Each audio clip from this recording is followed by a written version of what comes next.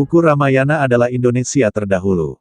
Bagian 3. Karya Santo Saba. Dibuat sebagai wacana keilmuan berdasar telaah dan kajian akademik, dalam upaya mengembalikan sejarah benar Indonesia. Indonesia Arya. By Santo Saba. Exploration dan Riset. Info lengkap. WhatsApp ke +62 813 2132 9787. Pustaka Suci. Menurut tokoh spiritual Hindu Swami Vivekananda, agama Hindu berdasarkan kepada himpunan pedoman spiritual yang ditemukan oleh orang yang berbeda-beda pada zaman yang berbeda-beda. Selama berabad-abad, pedoman itu diwariskan secara lisan dalam bentuk syair agar dapat dihafalkan, sampai akhirnya dituliskan. Selama berabad-abad, para resi menyaring ajaran tersebut dan memperluas dalil-dalilnya. Pada masa setelah periode Weda dan menurut keyakinan Hindu masa kini, banyak pustaka Hindu tidak untuk ditafsirkan secara harfiah. Yang diutamakan adalah etika dan makna metaforis yang terkandung di dalamnya. Di antara pustaka suci tersebut, Weda merupakan yang paling tua, yang diikuti dengan Upanishad sebagai susastra dasar yang sangat penting dalam mempelajari filsafat Hindu. Sastra lainnya yang menjadi landasan penting dalam ajaran Hindu adalah Tantra, agama Purana, serta dua wiracarita, yaitu Ramayana dan Mahabharata. Bhagavad Gita adalah ajaran yang dimuat dalam Mahabharata, merupakan susastra yang dipelajari secara luas, yang sering disebut sebagai intisari Weda. Banyak pustaka Hindu yang ditulis dalam bahasa Sanskerta. Pustaka-pustaka tersebut digolongkan menjadi dua kelas, Sruti dan Smrti. Sruti artinya apa yang didengar, terutama mengacu kepada kumpulan Weda, yang merupakan bentuk pustaka Hindu tertua. Banyak umat Hindu mengagungkan Weda sebagai kebenaran abadi yang diwahyukan kepada para resi purbakala, sementara umat yang lain tidak menyangkut pautkan penyusunan Weda dengan Tuhan atau seseorang. Umat Hindu meyakini kumpulan Weda sebagai pedoman bagi dunia spiritual, yang akan ada selama-lamanya, bahkan tetap ada jika seandainya tidak pernah diwahyukan kepada para resi. Umat Hindu memiliki kepercayaan demikian karena mengimani bahwa kebenaran spiritual dalam Weda bersifat kekal, yang dapat terus diungkapkan dengan cara-cara yang baru. Ada 4 kitab Weda, yaitu Rigveda, Geveda, Samaveda, Samaveda, Yajurveda, Yajurveda, dan Atharvaveda, Atharvaveda. Kitab Rigveda adalah kitab Weda yang pertama dan terpenting. Setiap Weda dibagi menjadi 4 bagian. Yang utama, Weda yang baku, adalah Samhita, yang menghimpun mantra-mantra. 3 bagian lainnya membentuk seperangkat golongan suplemen bagi Samhita, biasanya dalam bentuk prosa dan dipercaya berusia lebih muda daripada Samhita. Adapun 3 bagian tersebut adalah Brahmana, Aranyaka, dan Upanishad. 2 bagian pertama disebut Karmakanda, porsi ritual, sedangkan yang terakhir disebut Jenanakanda, porsi pengetahuan. Kumpulan Weda berfokus kepada pelaksanaan upacara, sementara kumpulan Upanishad berfokus kepada pandangan spiritual dan ajaran filosofis, serta memperbincangkan Brahman dan reinkarnasi. Smrti. Kitab-kitab Hindu yang tak termasuk Sruti digolongkan ke dalam Smrti, ingatan. Kitab Smrti yang terkenal yaitu Wiracarita India, Itihasa, terdiri dari Mahabharata, dan Ramayana. Itihasa adalah suatu bagian dari kesusastraan Hindu yang menceritakan kisah kepahlawanan para raja dan kesatria Hindu pada masa lampau dan dikombinasikan dengan filsafat keagamaan, mitologi, dan cerita tentang makhluk supernatural. Kitab Bhagavad Gita, Bhagavad Gita, merupakan suatu bagian integral dalam Mahabharata, dan merupakan salah satu kitab suci Hindu yang masyhur. Kitab tersebut mengandung ajaran filosofis yang dinarasikan oleh Krishna, sebagai awatara Wisnu, kepada Arjuna, menjelang perang di Kuruksetra. Bhagavad Gita terdiri dari 18 bab dan berisi tanda kurang lebih 650 sloka. Setiap bab menguraikan jawaban-jawaban yang diajukan oleh Arjuna kepada Krishna. Jawaban-jawaban tersebut merupakan wejangan suci sekaligus pokok-pokok ajaran Weda. Akan tetapi, kitab yang termasuk Gita kadangkala disebut Gitopanishad, seringkali digolongkan ke dalam Sruti, karena konteksnya bersifat Upanishad. Kitab-kitab Purana, yang menguraikan ajaran-ajaran Hindu melalui kisah-kisah yang gamblang, tergolong ke dalam Smrti. Purana memuat mitologi, legenda, dan kisah-kisah zaman purba yang diyakini kebenarannya oleh umat Hindu. Kata Purana berarti, sejarah kuno, atau cerita kuno. Penulisan kitab-kitab Purana diperkirakan dimulai sekitar tahun 500 SM. Terdapat 18 kitab Purana yang disebut Mahapurana. Kitab lain yang tergolong ke dalam Smriti meliputi Dewi Mahatmya, Tantra, Yoga Sutra, Tirumantiram, Siwa Sutra, dan agama-agama. Selain itu, ada kitab Manusmriti, yang merupakan kitab hukum preskriptif yang mendasari aturan kemasyarakatan dan stratifikasi sosial yang kemudian menuntun masyarakat membentuk sistem kasta di India. Kitab Tantra memuat tentang cara pemujaan masing-masing aliran dalam agama Hindu. Kitab Tantra juga mengatur tentang pembangunan tempat suci Hindu dan peletakan arca. Kitab Niti Sastra memuat ajaran kepemimpinan dan pedoman untuk menjadi seorang pemimpin yang baik. Kitab Jyotisa merupakan kitab yang memuat ajaran sistem astronomi tradisional Hindu. Kitab Jyotisa berisi pedoman tentang benda langit dan peredarannya. Kitab Jyotisa digunakan untuk meramal dan memperkirakan datangnya suatu musim. Hindu dan Buddha. Kita akan masuk pembahasan tentang Hindu dan Buddha, sekali penulis ingatkan di sini agar tidak terjadi kerancuan pemahaman saat membacanya adalah sebagai berikut. Ajaran asli Nusantara yang saya ceritakan di atas tidak dan bukan Hindu apalagi Buddha, ajaran asli Nusantara lah yang mendasari ajaran Jain, Hindu dan Buddha. Pada penjelasan tentang Bali di atas itu semua menjelaskan tentang budaya asli Nusantara, ada beberapa kesamaan dengan ajaran Hindu di India, hal itulah yang menjadikan dasar bahwa ajaran yang dari Nusantara yang mewarnai ajaran Hindu di India. Pada penjelasan tentang Hindu di India di atas jelas sekali perbedaannya dengan ajaran Nusantara yang dianggap Hindu saat ini, ingat bahasan di atas tentang ajaran asli Nusantara yang harus bernama Hindu. Pada penjelasan tentang Hindu dan Buddha di sini penulis akan mengangkat ajaran Hindu yang berasal dari India bukan di Nusantara, karena ajaran asli Nusantara hakikatnya bukan Hindu yang seperti di India, lepas dari Buddha yang ajaran Buddha di Nusantara adalah memang benar asli ajaran yang dibawa dari India. Jadi di sini kita agar berhati-hati dalam memahami istilah pada kata Hindu saja karena agak bias tentang istilah ini pada saat sekarang ini, penulis sudah menganggap bahwa masyarakat umum sudah menyamaratakan tentang Hindu, yaitu menganggap sama Hindu di Nusantara dengan Hindu di India padahal sejatinya, agama asli Nusantara yang terpaksa bernama Hindu, hal ini berarti bahwa agama asli Nusantara sebenarnya bukan Hindu. Hindu Bali disebut pula agama Hindu Dharma atau Gama Tirta, agama air suci, adalah suatu praktik agama Hindu yang umumnya diamalkan oleh mayoritas suku Bali di Indonesia. Hindu Bali merupakan sinkretisme atau penggabungan sekte, kepercayaan Hindu. Atau di masa sekarang lebih dikenal dengan sebutan Sampradaya, baik aliran Siwa. Banten. Bila sebuah ritual, khususnya Banten ditarik dasar sastranya langsung ke ajaran Weda, maka akan sangat sulit ditemukan, karena dasar pembuatan Banten adalah renungan para pemuka agama di Bali, hasil meditasi, serta penyamaan pemahaman spiritual sekte-sekte yang sudah tentu awalnya berdasarkan ajaran yang telah terlebih dahulu ada sebelumnya. Sesuai dengan sifat sejarah, bahwa pengetahuan mengenai kedatangan Hinduisme di Bali didasarkan atas fakta yang dapat dikumpulkan. Menurut hasil penelitian para ahli sejarah, bahwa Hinduisme yang datang di Bali ada yang datang dari Jawa Tengah, Jawa Timur, Sumatera dan ada juga datang dari Thailand. Kapan ajaran asli di Bali menjadi bernama Hindu? Menurut bukti-bukti dalam stupika Buddha yang terdapat di Pura Penataran Sasi di Pejeng, bahwa dalam abad ke-8 di Bali telah terdapat Hinduisme dalam wujud agama. Agama Siwa. Juga prasasti tembaga yang tersimpan di desa Sukawana Kintamani tahun 882 Masehi sudah menyebutkan nama-nama Biksu Siwa Nirmala, Biksu Siwa Praja dan Biksu Siwa Kangsita. Ini berarti keberadaan agama Siwa di Bali adalah telah ada sebelum ajaran Hindu yang bernama agama Hindu di India ada pada abad 7 Masehi. Dari data-data sejarah Bali kuna, diperoleh keterangan, Raja-Raja Bali kuna sebelum kedatangan Gajah Mada ke Bali tahun 1343 Masehi, adalah dianggap memeluk agama Mahayana. Ini yang harus diklarifikasi, kapan misionaris Mahayana ke Bali sebelum Gajah Mada. Agama Mahayana di Bali dianggap dianut oleh raja-raja dan para pejabat tinggi pemerintahan Bali kuna dahulu, sedangkan agama Siwa dianut oleh masyarakat.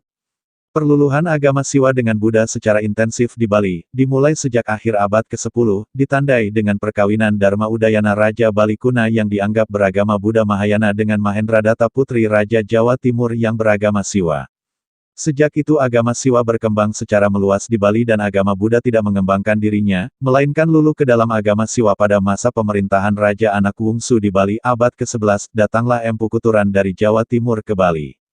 Beliau berkedudukan di Silayukti Padang Bayi sekarang. Empu Kuturan datang ke Bali, mengajarkan konsepsi pemujaan Trimurti dan diterapkan pada masing-masing desa Pakraman. Beliau juga mengajarkan tentang upacara ngaben swasta, tentang upacara manusa yajna, dharma kahuripan, tentang cara membuat meru di Besaki, tentang pedagingan palinggi dan mendirikan Sat Kahyangan Jagat Bali serta beberapa kahyangan lainnya lagi dan lain-lainnya. Di samping itu beliau juga menyempurnakan kehidupan agama di Bali dari sebelumnya serta menghimpun beberapa sekte agama yang telah ada di Bali seperti Sekte Kala, Sekte Sambu, Sekte Indra, Sekte Brahma, Sekte Waisnawa dan Sekte Saiwa. 1. Kala Paksa, Wana KRT, mengajarkan tentang upacara untuk tanam-tanaman, pertanian. 2. Sambu Paksa, Jagate KRT, mengajarkan tentang mengupacarai jagat. Buana, mengadakan tawur dan caru kae pada Panca Mahabhuta. 3. Indra Paksa, Samudra KRT, mengajarkan tentang mengupacarai laut, gunung, merebu bumi ngentek linggih, dewahara. 4. Agni Paksa Atma KRT, mengajarkan tentang mengupacarai atma atau roh manusia serta sekalian makhluk sarwa prani. 5. Waisnawa Paksa, Danu KRT, mengajarkan tentang mengupacarai danau, sawah, ladang dan segala pembersihan lahir batin. 6. Saiwa Paksa, Jana KRT, mengajarkan tentang mengupacarai manusia dalam bentuk upacara-upacara Janma Prawerti dan Dharma Kahuripan. Ajaran tersebut di atas disebut Satkertih yang menjadi dasar dari bentuk-bentuk upacara agama yang nantinya bernama Hindu di Bali yang akhirnya disempurnakan dan dicakup ke dalam pancayatnya, disertai paham sejarah Hindu Bali Tantrayana. Pada masa pemerintahan dalam Batu Renggong di Gelgel, tahun 1460 sampai tahun 1550 Masehi, datanglah Dang Hyang Nirarta dari Kediri Jawa Timur ke Bali. Kedatangan beliau ke Bali bertujuan ganda yaitu 1. Mempertahankan Bali dari desakan paham baru, baca Islam, yang telah meruntuhkan Majapahit. 2. Meningkatkan dan menyempurnakan cara-cara hidup beragama di Bali menuju kepada kemurniannya. Beliau mengajarkan tentang Tripurusa dalam konsepsi Siwa Siddhanta yaitu, Siwa, Sadasiwa dan Paramasiwa yang diidentikan dengan Trimurti. Beliau juga mengajarkan membuat Palinggi Padmasala sebagai Linggi Hyang Widi. Beliau melakukan karya Ekadasarudra di Besaki, guna memohon kesentosaan rakyat Bali. Selain itu beliau juga mengajarkan tentang pancayatnya yang disempurnakan di Bali dan juga menyusun Weda yang dipakai pegangan oleh para pedanda sekarang di Bali. Beliau adalah sastrawan besar dan berbagai karya sastra beliau diwariskan di Bali sekarang seperti, Dharmasunya, Niti Sastra Eka Pratama, Yusana Bali, Ampik, Sebun Bangkung dan sebagainya. Perjalanan beliau sebagai Dharmayatra di Bali banyak diabadikan dalam pura, seperti Purancak, Rambut Siwi, Tanah Lot, Peti Tenget, Uluwatu, Sakenan Air Jeruk, Ponjok Batu dan sebagainya. Beliau berdharmayatra sampai ke Lombok dan Sumbawa dan akhirnya moksa di Uluwatu. Dalam periode ini pula datanglah Dang Hyang Astapaka dari Jawa Timur ke Bali. Beliau adalah dianggap seorang pendeta Buddha dari keturunan Dang Hyang Angsoka yang beraliran Wajrayana dengan pemujaan yang terutama kepada Wairocana yaitu Dhyani Buddha yang di tengah dalam susunan Panca Tathagata Buddha. Untuk klarifikasi, para penulis sejarah menganggap ajaran yang dibawa adalah ajaran Buddha, ini karena ada kemiripan dengan ajaran tersebut. Dan sejatinya yang dibawa adalah Dharmik original. Dharmik original inilah yang oleh Siddhartha Gautama dikembangkan menjadi ajaran Buddha yang terlahir di India. Dang Hyang Angsoka. Keturunan beliau sekarang terdapat di Desa Buddha Keling Karangasem, di Desa Batuan Gianyar dan juga tempat lain. Pemerintahan Sri Kresna Kepakisan di Bali yang berasal dari Majapahit menerapkan tradisi yang berlaku di Majapahit seperti dalam upacara-upacara agama yang besar dipimpin oleh pendeta Siwa, sebagaimana diuraikan di dalam negara Kertagama yang diwarisi sekarang ini di Pulau Bali dan berkembang menurut desa, Kala dan Patra. Dalam perkembangan lebih lanjut, bahwa sejarah mencatat terjadinya perubahan sistem kenegaraan di Indonesia. Dengan dijajahnya Indonesia oleh Belanda, maka mulailah diterapkan pendidikan klasikal di Indonesia, dengan sistem pendidikan baru. Ini mengakibatkan berkembangnya pemikiran intelektual di masyarakat termasuk di kalangan umat di Bali. Dengan demikian maka ajaran-ajaran agama mulai dikaji secara mendalam dengan menggunakan pendekatan ilmiah dan analisis-analisis rasional. Hal yang demikian itu dipelopori oleh orang-orang Hindolog yang berhasil menyelesaikan pendidikannya di India. Mereka mulai memperkenalkan kitab Bhagavad Gita dan kitab-kitab Upanishad yang sebelumnya kurang dikenal di Indonesia. Pandangan-pandangan rasional bermunculan dan secara perlahan iahan menggugah hati nurani umat di Bali untuk memperdalam pengetahuan serta keyakinannya terhadap agama Hindu. Ini adalah proses awal terbentuknya Parisada. Sekarang umat Hindu telah tersebar di seluruh provinsi di Indonesia, lebih-lebih lagi di Jawa Tengah dan di Jawa Timur. Berkembangnya kembali umat Hindu di Indonesia yang pernah mengalami masa kejayaan di Indonesia zaman Majapahit, bukanlah berarti menyebarkan agama baru, melainkan mereka sendiri dengan penuh keyakinan untuk kembali menganut agama yang dianut oleh nenek moyangnya dahulu, dharmik original. Riwayat ajaran asli Nusantara yang terpaksa berubah bernama Hindu. Keyakinan umum untuk orang Indonesia Nusantara adalah termasuk pada kelompok Austronesia, percaya pada entitas spiritual yang tak terlihat yang memiliki kekuatan supranatural bukan animisme atau dinamisme, ini dikenali oleh masyarakat Nusantara di antaranya orang Jawa kuno, Sunda dan Bali sebagai Hyang, yang bisa berarti Tuhan, ilahi atau leluhur. Sembahyang. Dari mana kata sembahyang berasal? Apakah kata ini dari Arab atau India? Literasi kata sembahyang membuktikan leluhur Nusantara terdahulu bukan dan tidak menganut animisme dan dinamisme. Mari kita simak. Belajar dari sejarah adalah upaya melihat ke belakang untuk kemudian melompat jauh ke depan, memandang ke belakang dengan bijak, melihat dengan jernih tanpa membenturkan keyakinan yang ada pada masa lalu dan masa kini. Interpretasi pada masa lalu dapat berubah sebagai tanggapan terhadap bukti baru. Konsensus lama, berdasarkan bukti yang terbatas, mungkin tidak lagi dianggap sah secara historis dalam menjelaskan hal-hal khusus sebab akibat, motivasi dan kepentingan. Leluhur Nusantara pada masa maju terdahulu sudah berketuhanan, telah meyakini eksistensi adanya yang Maha Tuhan, dengan penyebutan berbeda di setiap daerah di Nusantara. Dan prosesi beribadahnya ini teridentifikasi dengan literasi kata sembahyang. Literasi kata itu terbentuk dari dua suku kata, sembah dan kata hyang. Hyang adalah kata yang menunjukkan pengertian pemahaman tentang yang maha mutlak adanya Tuhan. Tuhan yang Maha Esa. Hyang Widi Tunggal. Leluhur Nusantara terdahulu telah memahami akan konsep pengertian dan pemahaman di atas lebih dahulu.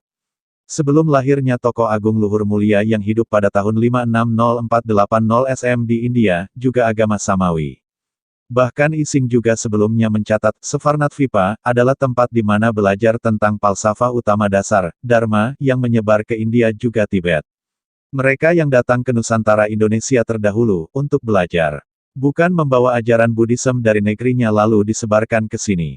Fahuan 337-422 m. Sung Yun 518-521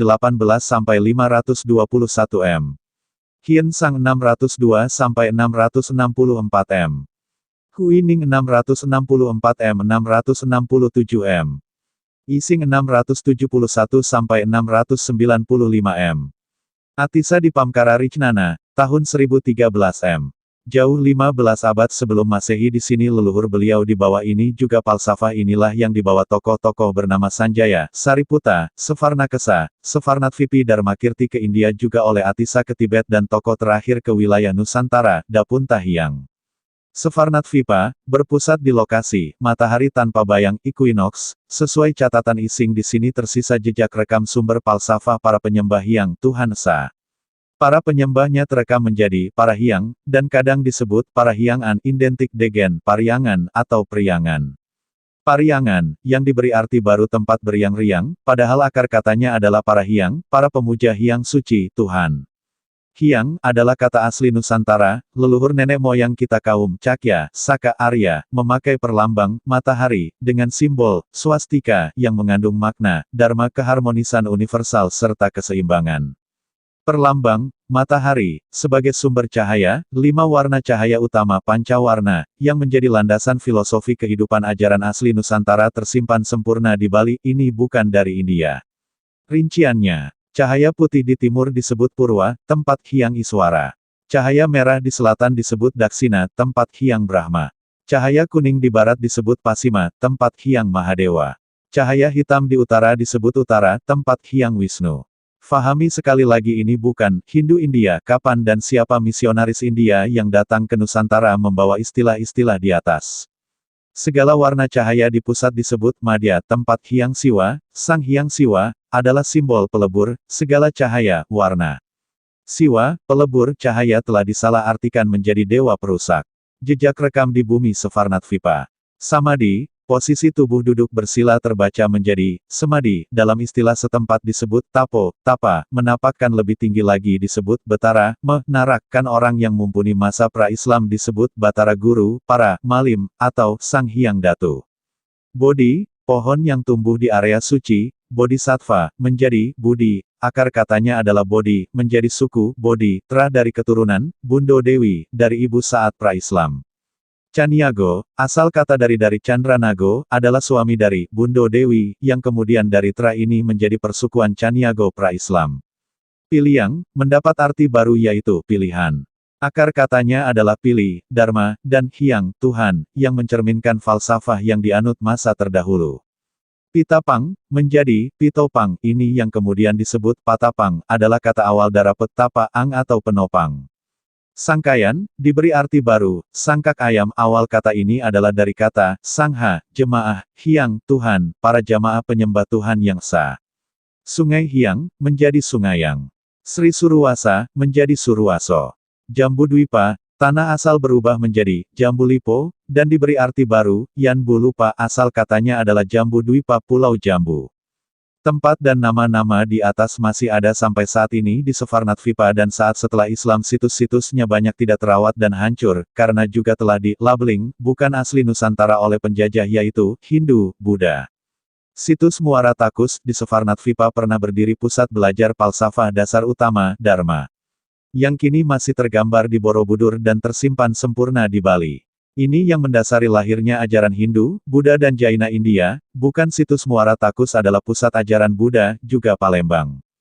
Prosesi kontemplasi leluhur Nusantara beribadah teridentifikasi dengan kata, sembahyang.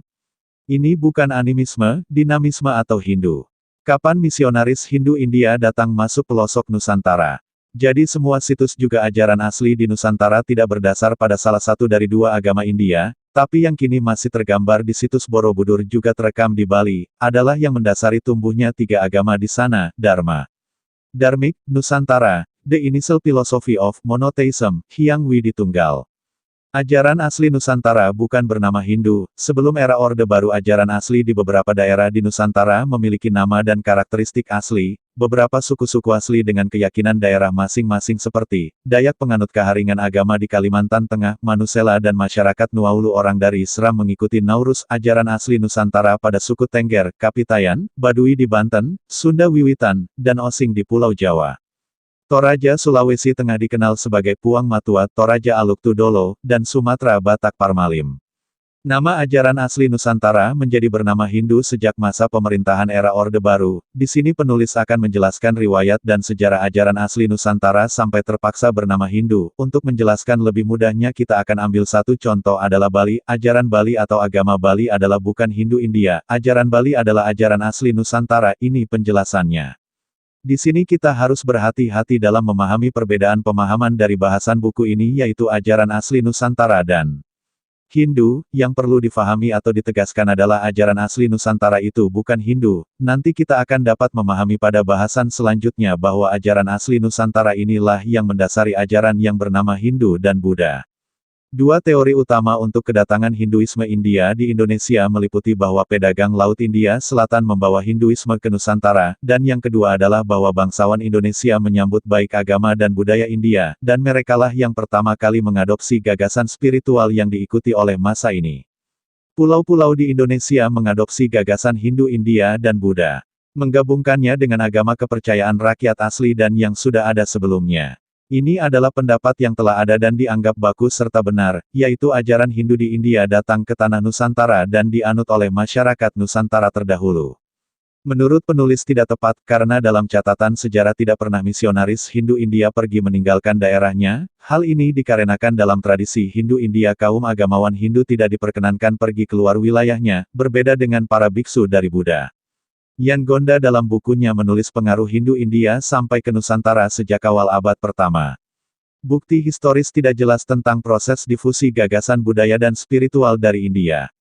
Ditemukan dalam legenda Jawa mengacu pada era Saka, dilacak didapatkan hanya sampai tahun 78 Masehi. Cerita dari epik Mahabharata telah dilacak di pulau-pulau di Indonesia hanya ditemukan sampai abad pertama M. Tantu Pagelaran dari abad ke-14, yang merupakan kumpulan dari cerita kuno tidak menyebut nama Hindu dalam teksnya. Hal ini membuktikan bahwa nama Hindu itu dikenal setelah abad 14 dan penulis Tantu Pagelaran adalah menganut ajaran asli Nusantara bukan Hindu India. Bukti arkeologis lain menunjukkan Tarumanagara sebagai salah satu kerajaan yang paling awal dikenal di Indonesia, selama ini dianggap dan dinamakan menganut ajaran Hindu adalah tidak tepat. Kerajaan Tarumanagara menganut ajaran asli Nusantara yang oleh para sejarawan dengan menyebut ajaran Saiwa, atau untuk membedakan dengan Hindu India kadang disebut dengan Hindu Siwa. Di bawah nanti kita akan fahami perbedaan antara ajaran asli yang dinamakan Hindu Siwa dengan Hindu India. Ajaran asli Nusantara yang memuja Siwa sebagai salah satunya adalah bukan Hindu. Ajaran asli Nusantara lah dengan salah satu dewa Siwanya yang mendasari ajaran Hindu India. Di Jawa Barat pada abad ke-5 Masehi, seni dan kerajinan dari Indonesia, secara ekstensif menggunakan bahasa Sanskerta. Penggunaan bahasa Sanskerta bukan berarti kerajaan terdahulu secara otomatis beragama dan menganut ajaran seperti India. Dalam masa itu bahasa Sanskerta seperti bahasa Inggris saat ini, dalam pergaulan antar bangsa bahasa Sanskerta dipergunakan.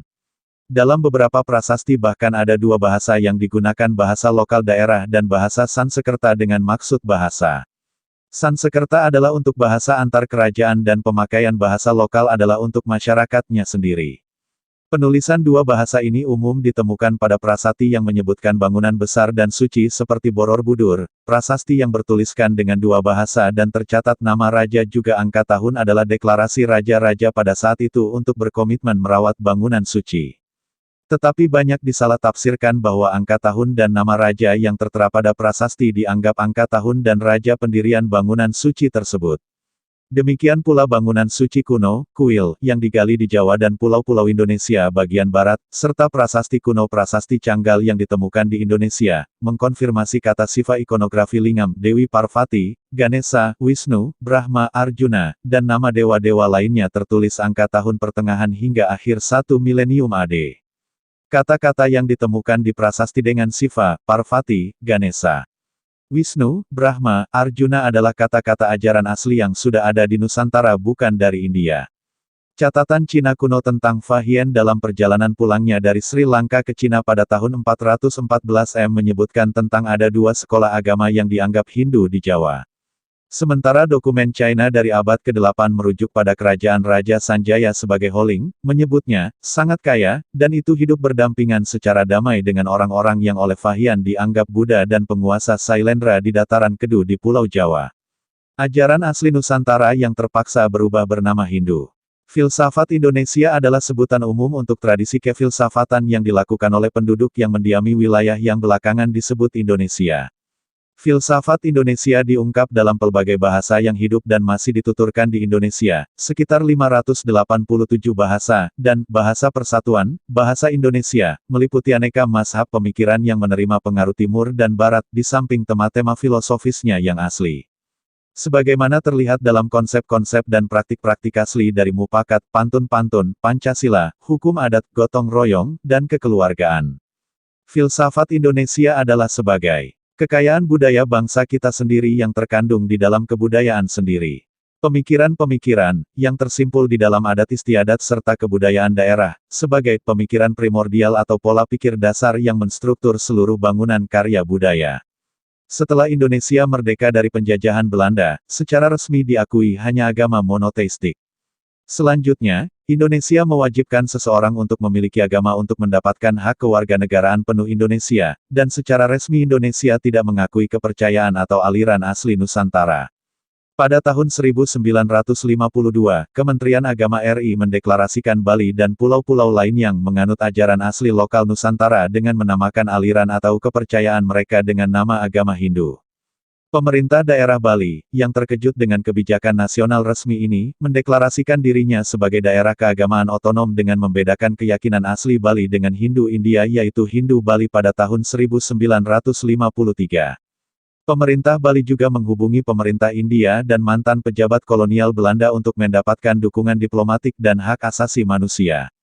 Serangkaian inisiatif pertukaran pelajar dan budaya antara Bali dan India membantu merumuskan prinsip-prinsip inti di balik Hindu Bali. Catur Veda, Upanishad, Purana, Itihasa. Secara khusus, gerakan penentuan nasib sosial politik di Bali pada pertengahan tahun 1950-an menyebabkan gerakan perlawanan pasif tanpa kekerasan dan permohonan bersama tahun 1958 yang menuntut pemerintah Indonesia mengakui ajaran Bali dengan nama Hindu Dharma.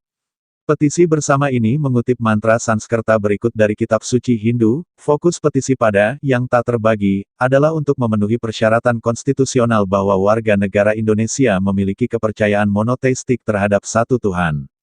Pemohon mengidentifikasi Ida Sang Hyang Widiwasa sebagai yang tak terbagi. Hukum kosmik mutlak ilahi. Dalam bahasa Bali istilah ini memiliki dua arti. Penguasa Tuhan alam semesta. Dan Om Tat Duduk Ekam Eva Advitiyam. Terjemahan, Om, begitulah esensi semua yang ada, tak terbatas, tak terbagi. Permohonan bersama oleh umat Hindu Bali, tanggal 14 Juni tahun 1958. Ungkapan kreatif ini memenuhi persyaratan monoteistik Kementerian Agama Indonesia dalam pengertian sebelumnya, sementara arti terakhir artinya mempertahankan gagasan sentral Dharma dalam naskah kuno Hinduisme. Pada tahun 1959, Presiden Indonesia Soekarno mendukung petisi tersebut dan bagian urusan Hindu Bali secara resmi diluncurkan di Kementerian Agama. Politik dan urusan agama Indonesia mengalami gejolak dari tahun 1959 sampai 1962, dengan Soekarno membubarkan konstituante dan melemahkan dampak gerakan komunis di Indonesia bersamaan dengan Islam politik. Namun demikian, secara resmi mengidentifikasi agama mereka dengan nama Hindu. Karena Hinduisme bukanlah suatu kemungkinan legal bagi orang Indonesia sampai tahun 1962, ketika agama tersebut menjadi agama yang diakui sebagai agama kelima.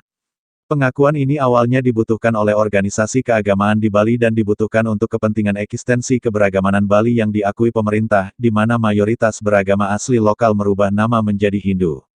Antara tahun 1966 dan 1980, bersama dengan orang Hindu Bali, sejumlah besar orang Indonesia di Jawa Timur, serta sebagian wilayah Sulawesi Selatan, Sumatera Utara, Kalimantan Tengah dan Selatan yang menganut ajaran lokal atau ajaran kepercayaan asli Nusantara secara resmi menyatakan diri mereka sebagai orang Hindu, mengikuti saudaranya di Bali agar diakui pemerintah.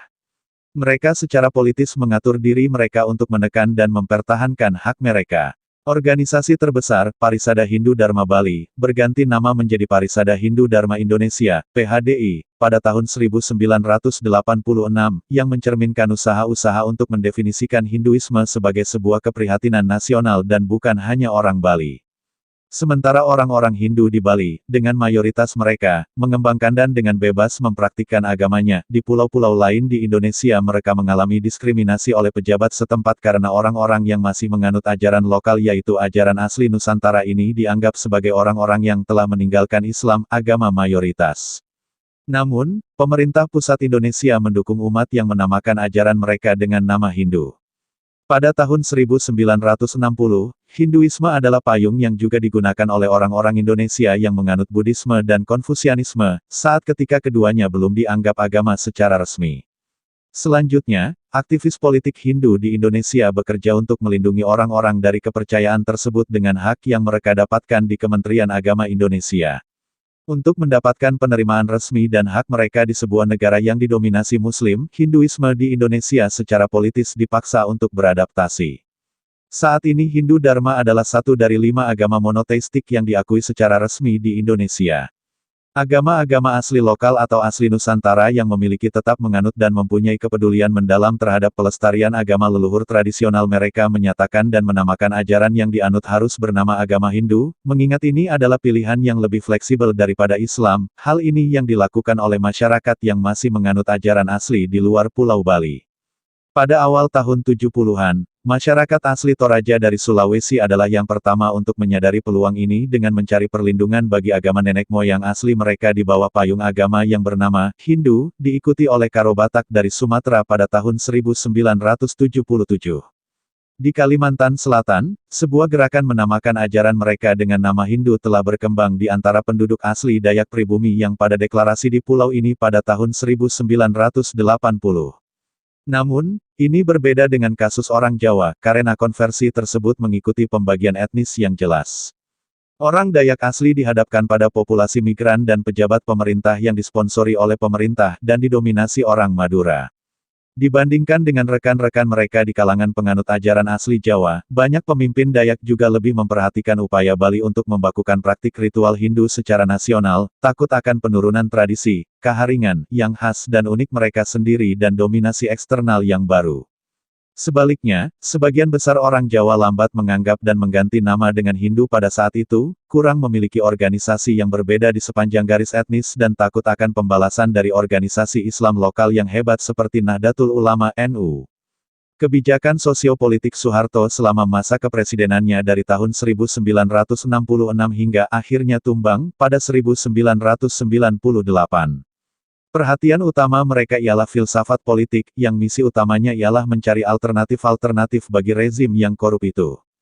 Mazhab inilah yang berani menantang Soeharto, setelah ia berhasil membisukan semua filsuf lewat cara kekerasan. Sebelum kemunculan mazhab ini, telah ada beberapa orang yang mencoba melawan Soeharto di era 1970-an, namun mereka dipukul keras dalam insiden-insiden yang disebut sejarah sebagai peristiwa ITB Bandung 1973 dan peristiwa Malari 1974. Sejak praktik kekerasan itu, filsafat hanya dapat dipraktikkan dalam utopia, praksis dan inteleksi dipisahkan dari filsafat. Praksis dilarang, dan hanya penalaran yang mungkin bisa bertahan. Era Soeharto, dalam kacamata filsafat, dapat disebut sebagai era candu filsafat, di mana segala jenis dan segala mazhab filsafat dapat hidup tapi tak dapat dipraktikkan dalam kenyataan. Filsafat hanya menjadi latihan akademis dan ditundukkan. Pancasila menjadi satu-satunya ideologi dan filsafat di era itu, tentunya Pancasila yang ditafsirkan menurut kepentingan Soeharto, bukan Pancasila BPUPKI 1945, Hidayat 2004-49-55. Dalam lingkaran setan, rezim Soeharto muncullah pemberani-pemberani yang kelak memutuskan mata rantai lingkaran itu, dan mereka disebut di sini sebagai filsuf pasca Soeharto. Beberapa suku-suku asli dengan keyakinan seperti Sunda, Sunda Wiwitan, Toraja Aluk Tudolo, dan Batak Malim, dengan ajaran dan kepercayaan asli mereka sendiri yang unik, telah menyatakan diri sebagai umat yang menamakan Hindu dalam rangka mematuhi hukum Indonesia, sambil menjaga tradisi yang berbeda dengan perbedaan dari arus utama Hinduisme Indonesia yang didominasi oleh orang Bali. Faktor-faktor dan aktivitas politik ini telah membawa kebangkitan kembali Hinduisme di luar benteng Bali. Keyakinan dan praktik umum agama Hindu Dharma adalah campuran tradisi asli Bali dan hasil dari paduan kontemporer yang ditempuh oleh Undang-Undang Indonesia yang hanya mengizinkan kepercayaan monoteis berdasarkan ideologi nasional Pancasila. Secara tradisional, ajaran lokal asli Nusantara di Indonesia memiliki jajaran dewa dan tradisi kepercayaan terus berlanjut. Selanjutnya, ajaran lokal yang telah menjadi Hindu di Indonesia memberikan kebebasan dan keleluasaan kepada umat Hindu untuk kapan, bagaimana dan di mana harus beribadah melakukan ritualnya. Keyakinan akan satu makhluk tertinggi disebut Ida Sang Hyang Widiwasa, Sang Hyang Tunggal, atau Sang Hyang Acintya. Tuhan Yang Maha Esa dalam budaya Toraja Sulawesi Tengah dikenal sebagai Puang Matua, dialuk untuk kepercayaan Dolo. Agama asli Nusantara. Agama asli Nusantara adalah agama-agama tradisional yang telah ada sebelum agama Islam, Kristen Katolik, Kristen Protestan, Hindu, Buddha, Konghucu masuk ke Nusantara Indonesia. Pembauran atau difusi filsafat-filsafat terus berlanjut bersamaan dengan kedatangan kaum Brahmana Hindu dan penganut Buddhisme dari India antara tahun 322 SM 700 M. Mereka memperkenalkan kultur Hindu dan kultur Buddhis kepada penduduk asli, sementara penduduk asli meresponinya dengan menyintesa dua filsafat India itu menjadi satu versi baru, yang terkenal dengan sebutan Tantrayana. Ini jelas tercermin pada bangunan Candi Borobudur. Rabindranath Tagore, seorang filsuf India yang mengunjungi Borobudur pertama kalinya, mengakui candi itu sebagai candi yang tidak India, karena relik-relik yang dipahatkan padanya merepresentasikan pekerja-pekerja lokal yang berbusana gaya Jawa asli. Ia juga mengakui bahwa tarian-tarian asli Jawa yang terilhami dari epik-epik India tidak menyerupai tarian-tarian India, meskipun tarian-tarian dua negeri tersebut bersumber dari sumber yang sama. Dharma atau Dharmik original. Konghucu dan Buddhisme, dua filsafat yang saling berlawanan di India, bersama-sama dengan filsafat Jawa asli dapat didamaikan di Indonesia oleh kejeniusan Sambara Suryawarana, Empu Prapanca, dan Empu Tantular. Daftar agama asli Nusantara kepercayaan. 1. Agama Bali, lebih sering disebut sebagai Hindu Bali atau Hindu Dharma. 2. Aluk Todolo, Tanah Toraja. 3. Sunda Wiwitan, Kanekes, Banten. 4. Agama Jawa Sunda Kuningan, Jawa Barat. 5. Buhun, Jawa Barat. 6. Kejawen, Jawa Tengah dan Jawa Timur. 7. Parmalim, Sumatera Utara. 8. Kaharingan, Kalimantan. 9. Tonaas Walian, Minahasa, Sulawesi Utara. 10. Tolotang, Sulawesi Selatan. 11. Wetutelu, Lombok. 12. Naurus Pulau Seram, Maluku. 13. Aliran Mulajadi Nabolon. 14. Marapu, Sumba. 15. Purwoduksino. 16. Budi Luhur. 17. Pahkampetan. 18. Bolim. 19. Basora. 20. Samawi. 21. Sirnagali. 22. Kodakirin, Pulau Adonara, Flotim, NTT. Agama Bali. Sering disebut agama Hindu. Bali disebut pula agama Hindu Dharma atau agama Tirta, agama air suci, suatu bentuk agama yang umumnya diamalkan oleh mayoritas suku Bali. Acintya adalah Tuhan Agung dalam masyarakat Bali yang ajarannya telah bernama Hindu Bali. Penyebutan Tuhan Acintya tidak ada dalam ajaran Hindu di India. Hal inilah yang sangat membedakan ajaran Hindu di Bali bukan dan tidak berasal dari India. Agama Bali merupakan sinkretisme, penggabungan, kepercayaan kepada Saiwa, Waisnawa, dan Brahma dengan kepercayaan lain dari luar Bali. Peninggalan terkuno yang dikenal di Indonesia berkaitan dengan agama asli Bali adalah Arca Ganesha dan Siwa yang ditemukan di Pulau Panaitan, Arca Siwa yang ditemukan di Bedulu, Gianyar. 4 golongan kasta hasil pengaruh Hindu India di Bali yang kemudian terkenal dengan istilah itu adalah bukan ajaran asli Bali, Brahmana, Ksatria, Waisya, dan Sudra. Di bahasan nanti kita akan memahaminya. Umat Bali memiliki sistem kalender sendiri yang berbeda dengan sistem penanggalan hari raya Hindu di India dan Nepal. Hari raya keagamaan bagi umat Bali umumnya dihitung berdasarkan Wewaran dan Pawukon, kombinasi antara Pancawara, Saptawara, dan Wuku. Namun ada pula hari raya yang menggunakan penanggalan Saka. Hari raya berdasarkan Wewaran. Galungan, jatuh pada, Buddha Kliwon, Dungulan Kuningan, jatuh pada, Saniscara Kliwon, Kuningan Saraswati, jatuh pada, Saniscara. Umanis, Watu Gunung. Hari ilmu pengetahuan, pemujaan pada Sang Hyang Aji Saraswati. Banyu Pinaru, jatuh pada, Redite Pahing, Sinta. Pagerwesi. Hari raya berdasarkan kalender Saka, Siwaratri, Nyepi. Otonan, adalah upacara yang dilakukan pada hari lahir, seperti perayaan hari ulang tahun, dilakukan 210 hari. Upacara potong gigi, adalah upacara keagamaan yang wajib dilaksanakan bagi pemeluknya. Upacara ini dilakukan pada pemeluk yang telah beranjak remaja atau dewasa. Bagi wanita yang telah mengalami menstruasi, dan bagi pria yang telah memasuki akil balik. Upacara ngaben, adalah prosesi upacara pembakaran jenazah. Upacara ini sebagai upaya untuk mempercepat pengembalian unsur-unsur, zat pembentuk dari raga, wadak, badan kasar manusia. Ada 4 lontar utama yang memberi petunjuk tentang adanya upacara Pitrayatnya, yaitu Yama Purwatatwa, mengenai sesajen yang digunakan, Yama Purana Tatwa, mengenai filsafat pembebasan atau pencarian atma dan hari baik buruk melaksanakan upacara, Yama Purwana Tatwa, mengenai susunan acara dan bentuk rerajahan kajang, dan Yama Tatwa, mengenai bentuk-bentuk bangunan atau sarana upacara. Ajaran asli Nusantara khususnya ajaran dan falsafah agama di Bali adalah asli budaya Bali bukan budaya yang berdasar dari luar Bali. Khususnya bukan budaya dari India, semua yang disebutkan di atas adalah hal yang tidak ditemukan di India. Aluk Todolo, Tanah Toraja, Sulawesi Selatan. Sulawesi Selatan memiliki 4 kelompok etnis utama, suku Bugis, meliputi pembuat kapal dan pelaut, suku Makassar, pedagang dan pelaut, suku Mandar. Pedagang, pembuat kapal dan pelaut, dan suku Toraja, petani di dataran tinggi. Kata Toraja berasal dari bahasa Bugis, Turiaja, yang berarti orang yang berdiam di negeri atas. Suku Toraja terkenal akan ritual pemakaman, rumah adat tongkonan dan ukiran kayunya. Ritual pemakaman Toraja merupakan peristiwa sosial yang penting, biasanya dihadiri oleh ratusan orang dan berlangsung selama beberapa hari. Sistem kepercayaan tradisional suku Toraja adalah kepercayaan asli daerah setempat birakar dari nenek moyang terdahulunya yang disebut aluk, atau jalan, kadang diterjemahkan sebagai hukum. Dalam mitos Toraja, leluhur orang Toraja datang dari surga dengan menggunakan tangga yang kemudian digunakan oleh suku Toraja. Dewa tertinggi, di dalam Ramayana disebutkan menurunkan Sugriwa sedangkan dalam Mahabharata disebutkan menurunkan Karna dan ketika ia berwujud sebagai kuda menurunkan Asvin yang dihubungkan dengan Sukla Yajurveda. Nama lain dari Dewa Surya di antaranya. 1. Dinakara, yang membuat hari. 2. Baskara, yang membuat cahaya. 3. Vivasvat, yang bercahaya. 4. Mihira, yang menghisap air di bumi. 5. Grahapati, dewa benda, planet Yang bercahaya. 6. Karma saksi, saksi agung setiap perbuatan manusia. 7. Martanda, keturunan dari Meritanda.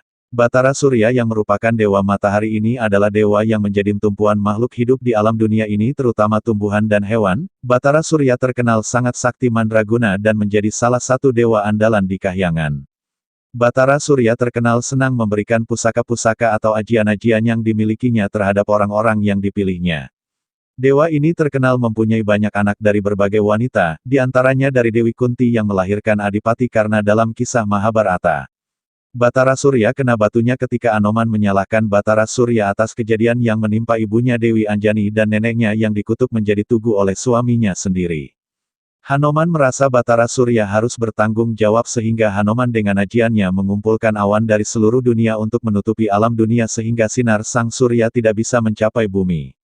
Untungnya kejadian ini dapat diselesaikan secara baik-baik sehingga Anoman dengan sukarela menyingkirkan kembali awan-awannya sehingga alam dunia terkena sinar mentari kembali. Dalam Ramayana, Surya disebutkan sebagai ayah dari Raja Sugriwa, yang membantu Rama dan Laksmana dalam mengalahkan Raja Rahwana. Ia juga melatih Hanoman sebagai gurunya. Dalam Mahabharata, Kunti menerima sebuah mantra dari seorang bijak, Durwasa, jika diucapkan, ia akan dapat memanggil setiap dewa dan melahirkan anak oleh dia. Dalam buku yang penulis buat berjudul Lemuria Atlantis Nusantara, dijelaskan bahwa ajaran ini telah ada pada peradaban awal di muka bumi yaitu peradaban Lemuria yang berada di Indonesia. Ajaran yang memuja matahari inilah yang berkembang sampai ke penjuru dunia di antaranya peradaban Mesir yaitu kaum Ad dan datang ke bumi Nusantara setelah peradaban atau keturunan kaum Ad yaitu sebagai peradaban Atlantis, yang oleh Plato disebut dengan Atlantis.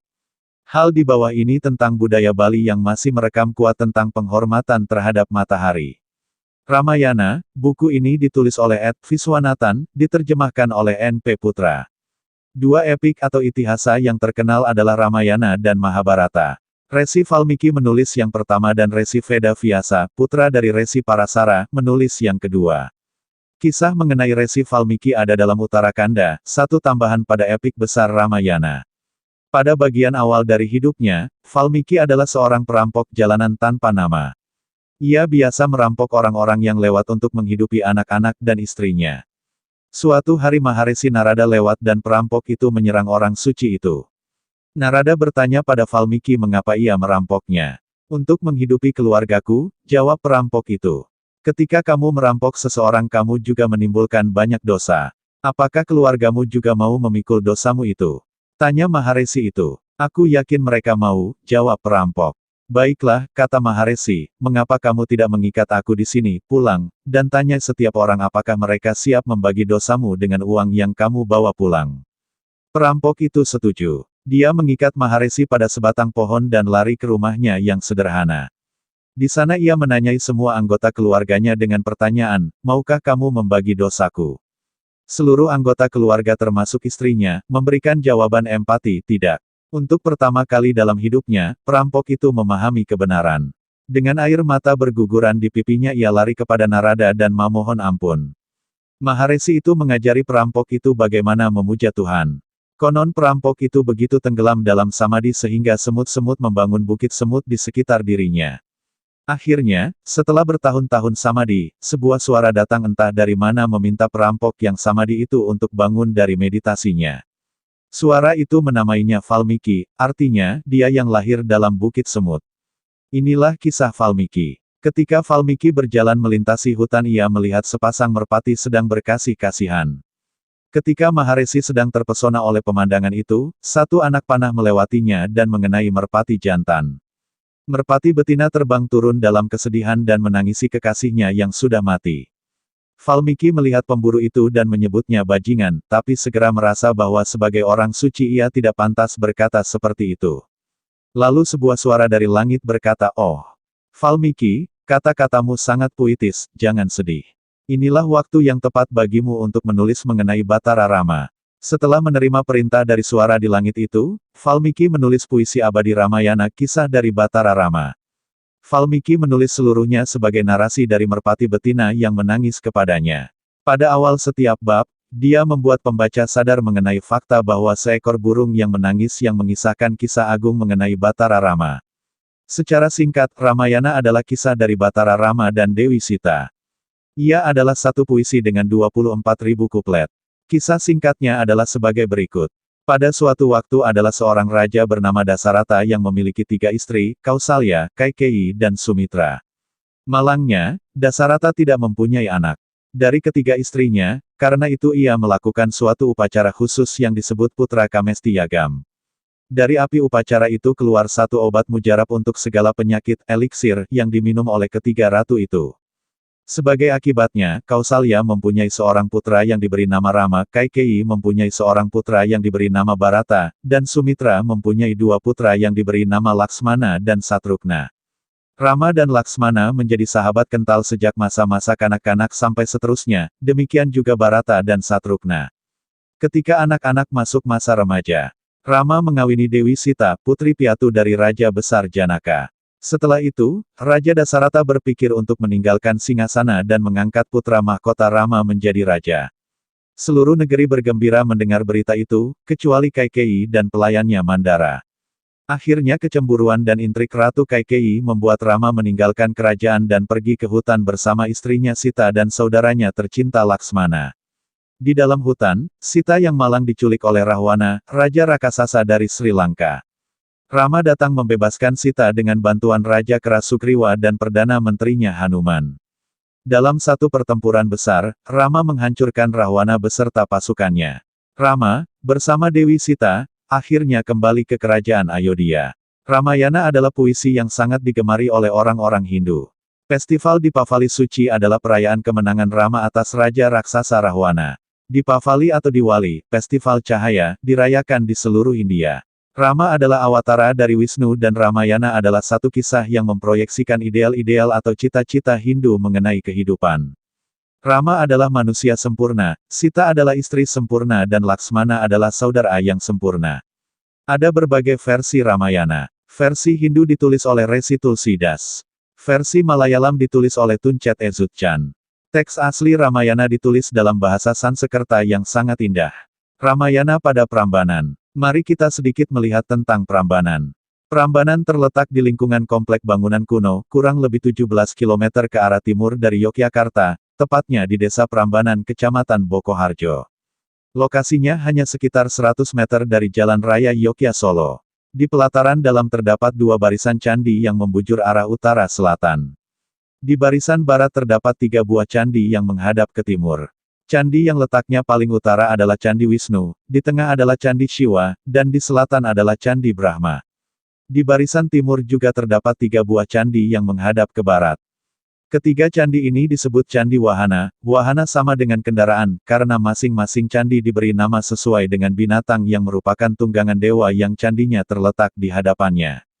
Candi yang berhadapan dengan Candi Wisnu adalah Candi Garuda, yang berhadapan dengan Candi Shiva adalah Candi Nandi, lembu, dan yang berhadapan dengan Candi Brahma adalah Candi Angsa.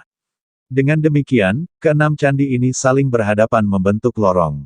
Candi Wisnu, Brahma, Angsa, Garuda dan Nandi mempunyai bentuk dan ukuran yang sama, yaitu berdenah dasar bujur sangkar seluas 15 meter persegi dengan tinggi 25 meter. Di ujung utara dan selatan lorong masing-masing terdapat sebuah candi kecil yang saling berhadapan, yang disebut Candi Apit. Dinamakan Candi Shiva karena di dalam candi ini terdapat arca Shiva. Candi Shiva dikenal juga dengan nama Candi Rara Jonggrang, karena dalam salah satu ruangannya terdapat arca Durga Mahisasuramardani, yang sering disebut sebagai arca Rara Jonggrang. Tubuh candi berdiri di atas batur setinggi sekitar 2,5 meter. Candi Shiva, yang terletak di tengah barisan barat, merupakan candi terbesar. Denah dasarnya berbentuk bujur sangkar seluas 34 meter persegi dengan tinggi 47 meter. Sepanjang dinding kaki candi dihiasi dengan pahatan 2 macam hiasan yang letaknya berselang-seling. Yang pertama adalah gambar seekor singa yang berdiri di antara 2 pohon kalpataru. Hiasan ini terdapat di semua sisi kaki Candi Shiva dan kelima candi besar lainnya. Pada dinding kaki di sisi utara dan selatan Candi Shiva, hiasan singa di atas diapit dengan panil yang memuat pahatan sepasang binatang yang sedang berteduh di bawah sebatang pohon kalpataru yang tumbuh dalam jambangan. Berbagai binatang yang digambarkan di sini, di antaranya kera, merak, kijang, kelinci, kambing, dan anjing. Di atas setiap pohon bertengger 2 ekor burung. Pada sisi-sisi lain dinding kaki candi, baik kaki candi Shiwa maupun candi besar lainnya, panel bergambar binatang ini diganti dengan panel bergambar kinara-kinari, sepasang burung berkepala manusia, yang juga sedang berteduh di bawah pohon kalpataru. Tangga untuk naik ke permukaan Batur terletak di sisi timur. Tangga atas ini dilengkapi dengan pipi tangga yang dindingnya dihiasi dengan pahatan sulur-suluran dan binatang. Pangkal pipi tangga dihiasi pahatan kepala naga yang menganga lebar dengan sosok dewa dalam mulutnya. Di kiri dan kanan tangga terdapat candi kecil yang beratap runcing dengan pahatan arca Shiwa di keempat sisi tubuhnya. Di puncak tangga terdapat gapura paduraksa menuju lorong di permukaan Batur. Di atas ambang gapura terdapat pahatan kalamakara yang indah. Di balik gapura terdapat sepasang candi kecil yang mempunyai relung di tubuhnya. Relung tersebut berisi arca Mahakala dan Nandiswara, dewa-dewa penjaga pintu. Di permukaan Batur terdapat selasar selebar sekitar 1 meter yang mengelilingi tubuh candi. Selasar ini dilengkapi dengan pagar atau langkan, sehingga bentuknya mirip sebuah lorong tanpa atap. Lorong berlangkan ini berbelok-belok menyudut, membagi dinding candi menjadi 6 bagian. Sepanjang dinding tubuh candi dihiasi deretan pahatan arca Lokapala. Lokapala adalah dewa-dewa penjaga arah mata angin, seperti Bayu, Indra, Baruna, Agni dan Yama. Sepanjang sisi dalam dinding langkan terpahat relief Ramayana. Cerita Ramayana ini dipahatkan searah jarum jam, dimulai dari adegan Wisnu yang diminta turun ke bumi oleh para raja guna mengatasi kekacauan yang diperbuat oleh Rahwana dan diakhiri dengan adegan selesainya pembangunan jembatan melintas samudera menuju negara Alengka. Sambungan cerita Ramayana terdapat dinding dalam langkan Candi Brahma. Pintu masuk ke ruangan-ruangan dalam tubuh candi terdapat di teras yang lebih tinggi lagi. Untuk mencapai teras atas, terdapat tangga di depan masing-masing pintu ruangan. Dalam tubuh candi terdapat 4 ruangan yang mengelilingi ruangan utama yang terletak di tengah tubuh candi. Jalan masuk ke ruangan utama adalah melalui ruang yang menghadap ke timur. Ruangan ini ruangan kosong tanpa arca atau hiasan apapun. Pintu masuk ke ruang utama letaknya segaris dengan pintu masuk ke ruang timur.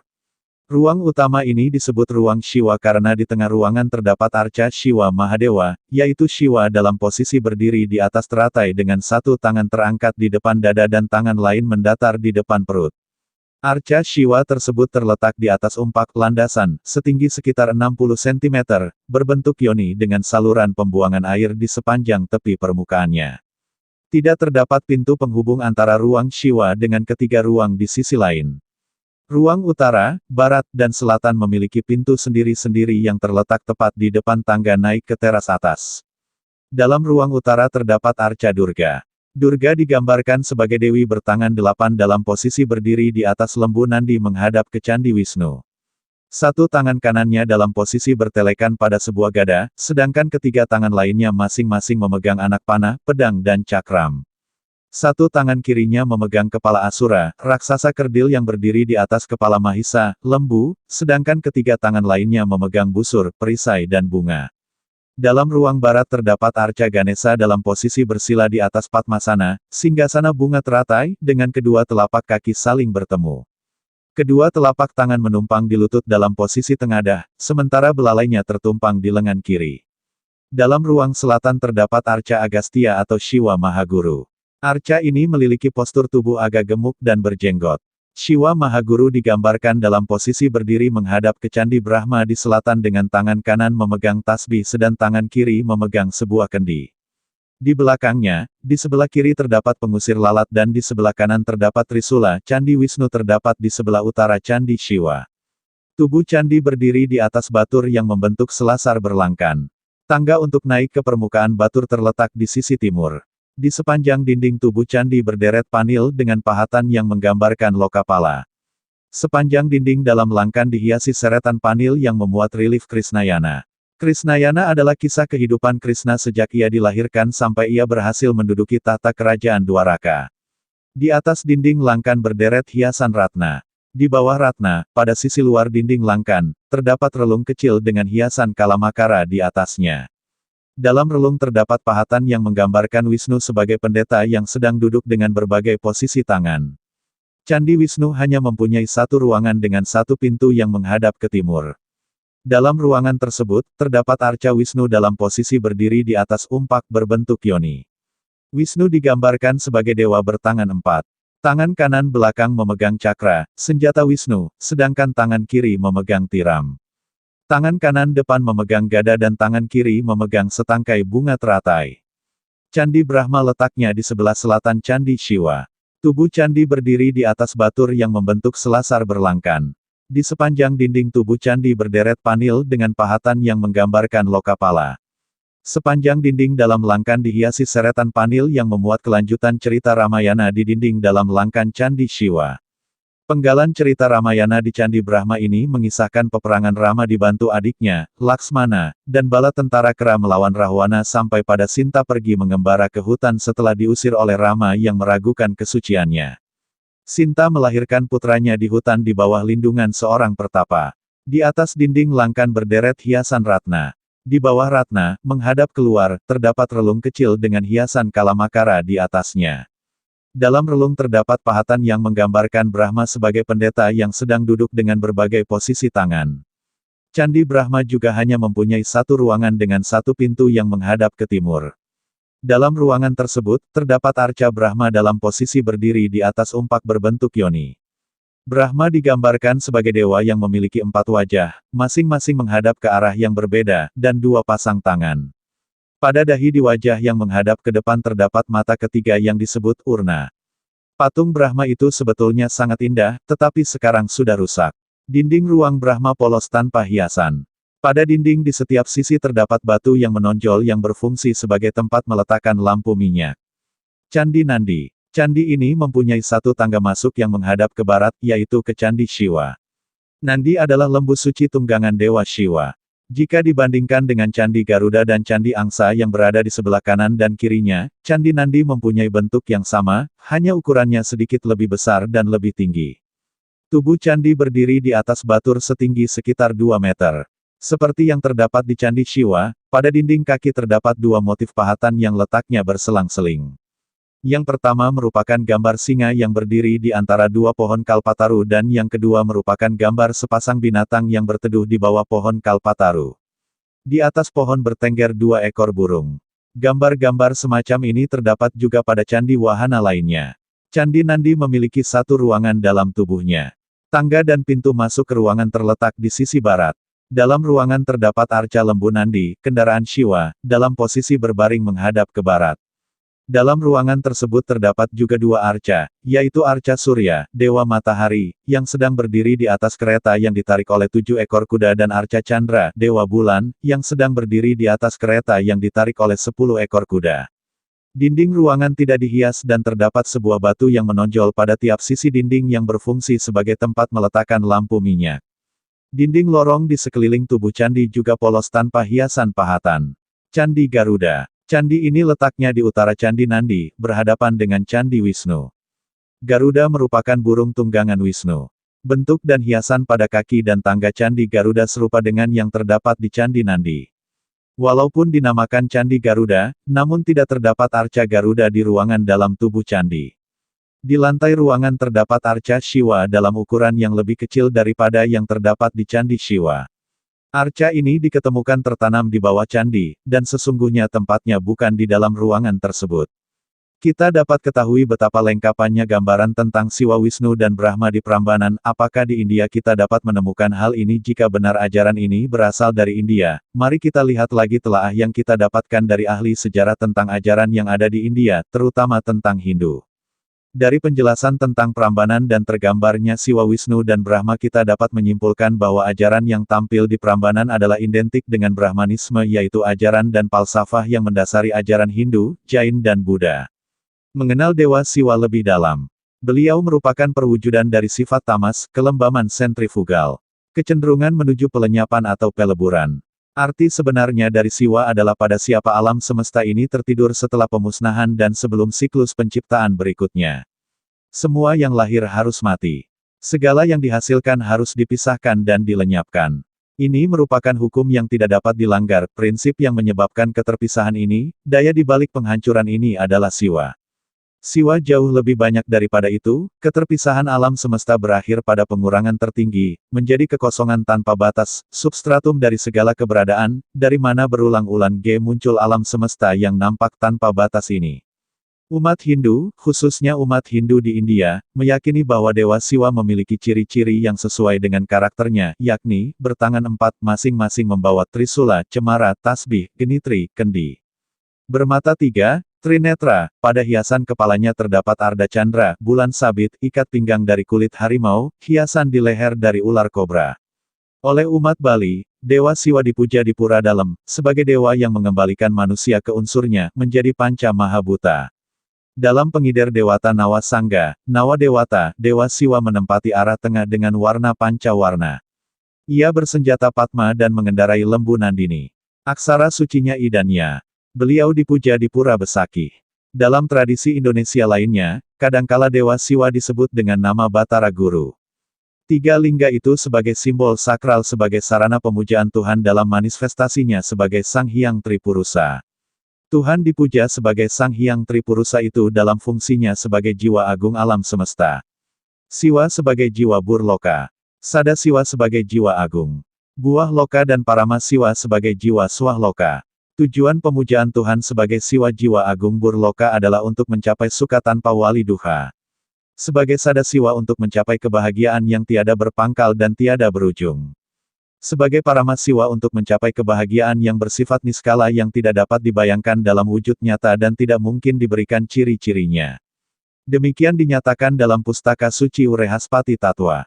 Dang Hyang Markandeya. Pada abad ke-8 beliau mendapat pencerahan di Gunung Dihiang, sekarang Dieng, Jawa Timur, bahwa bangunan Palinggi di Tolangkir, sekarang Besakih, harus ditanami panca datu yang terdiri dari unsur-unsur emas, perak, tembaga, besi, dan permata mirah.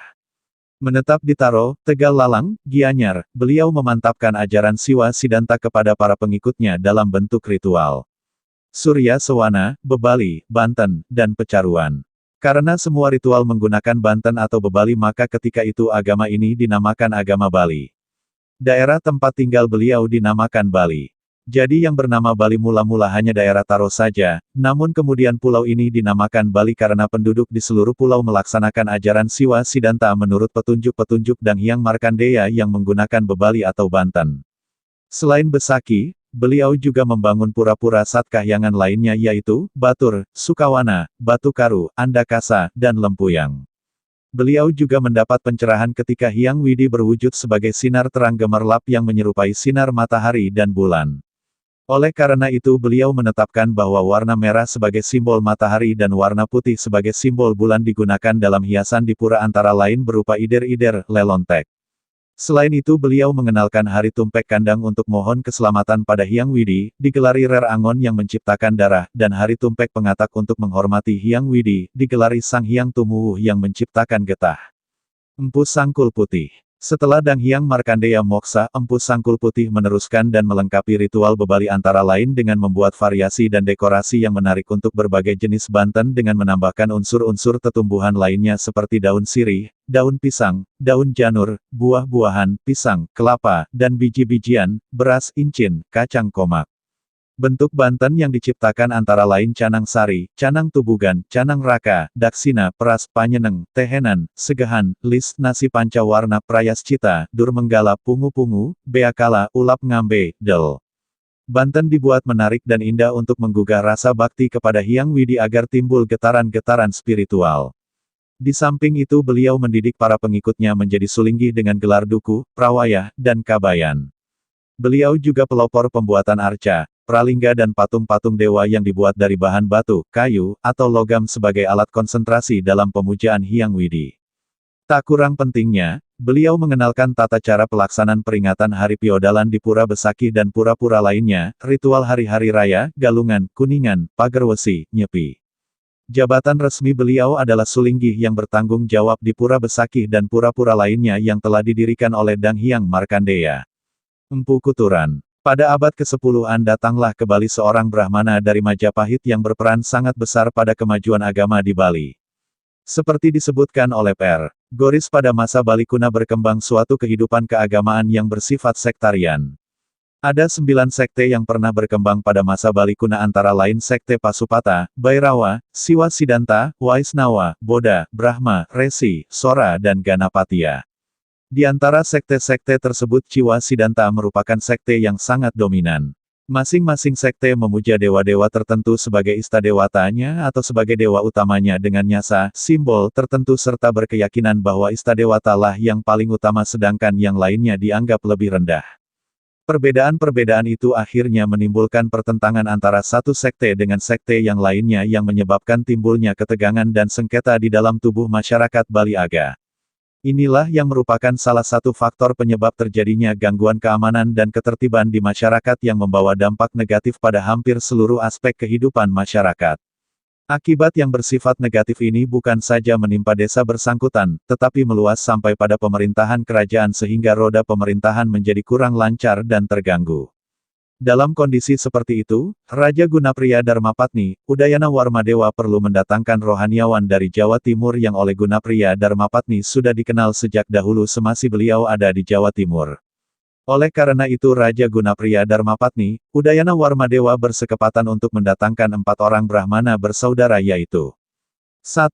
Empu Semeru, dari Sekte Siwa tiba di Bali pada hari Jumat Kliwon, Wuku Pujut, bertepatan dengan hari Purnamaning Kawolu, Chandra Sengkala Jatma Siratmaya Muka yaitu tahun Caka 921 lalu berparyangan di Besaki. 2. Empu Gana, penganut aliran Genanapatia tiba di Bali pada hari Senin Kliwon, Wuku Kuningan tanggal 7 tahun Caka 922, lalu berparyangan di Gelgel. 3. Empu Kuturan, pemeluk agama Buddha dari aliran Mahayana tiba di Bali pada hari Rabu Kliwon Wuku Pahang, Maduraksa tanggal Ping 6 Chandra Sengkala Agni suku Babahan atau tahun Caka 923 selanjutnya berparyangan di Silayukti, Padang. 4. Empu Genijaya, pemeluk Brahmaisme tiba di Bali pada hari Kamis Umanis, Wuku Dungulan, bertepatan Sasi Kadasa, Prati pada Sukla tanggal 1 Chandra Sengkala Muka di Kuitangcu, tahun Caka 928 lalu berparyangan di Bukit Blibis, Lempuyang. Sebenarnya keempat orang Brahmana ini di Jawa Timur bersaudara 5 orang yaitu adiknya yang bungsu bernama Empu Barada ditinggalkan di Jawa Timur dengan berparyangan di Lemah Tulis, Pajarakan.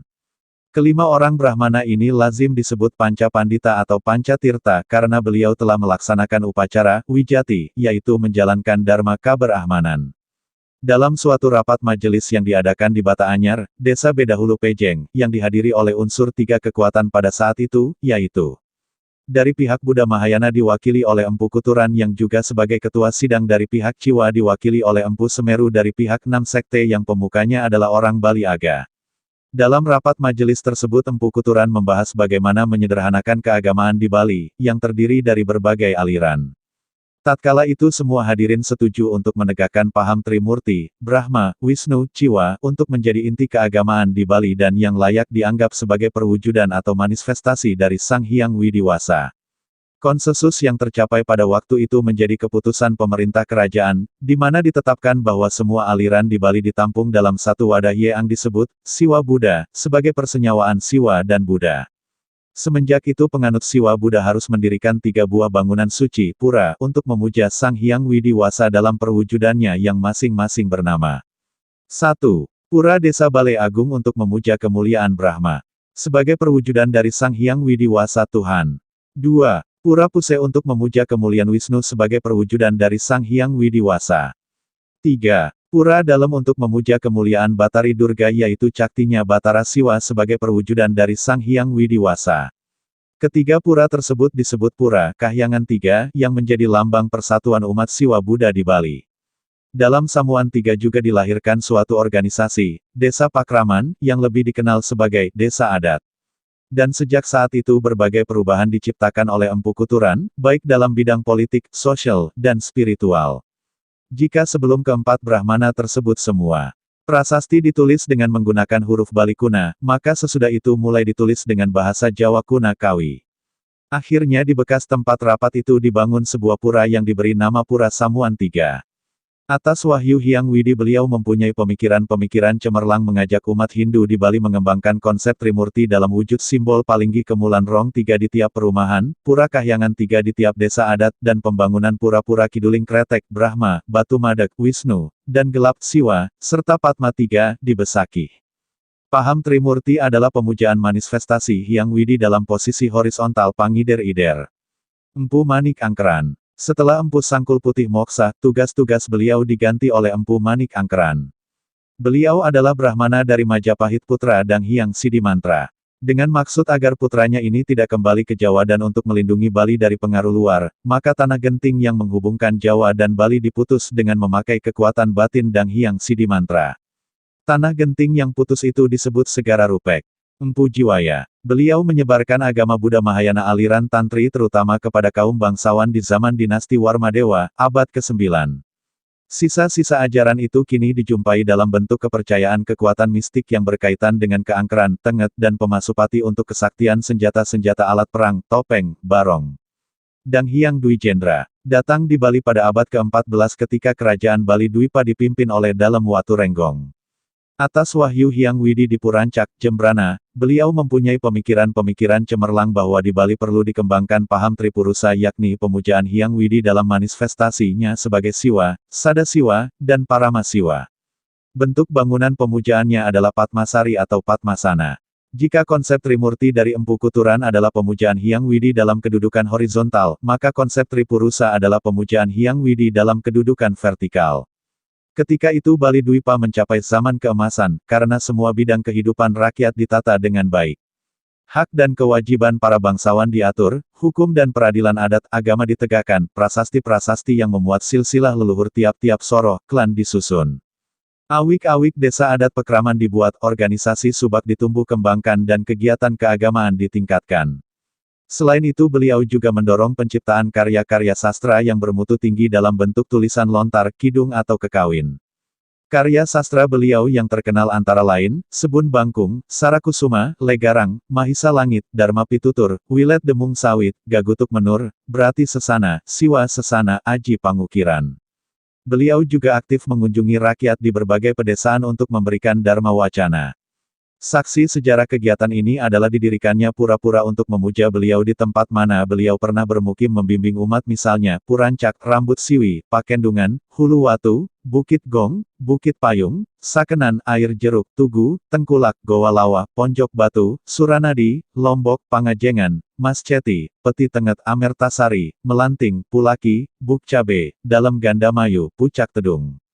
Keenam tokoh suci tersebut telah memberi ciri yang khas pada kehidupan beragama Hindu di Bali sehingga terwujudlah tatwa dan ritual yang khusus yang membedakan Hindu Bali dengan Hindu di luar Bali. Di bidang tatwa misalnya, ciri khas yang paling menonjol adalah penyembahan Hyang Widi dalam manifestasi sebagai Trimurti dan Tripurusa dalam bentuk Palinggi Kemulan Rong 3 dan Padmasana yang dikembangkan masing-masing oleh Empu Kuturan dan Empu Dang Hyang Nirarta. Di bidang ritual ciri khas Hindu Bali yang terpenting adalah adanya bebali atau banteng yang dikembangkan oleh Dang Hyang Markandeya dan Empu Sangkul Putih.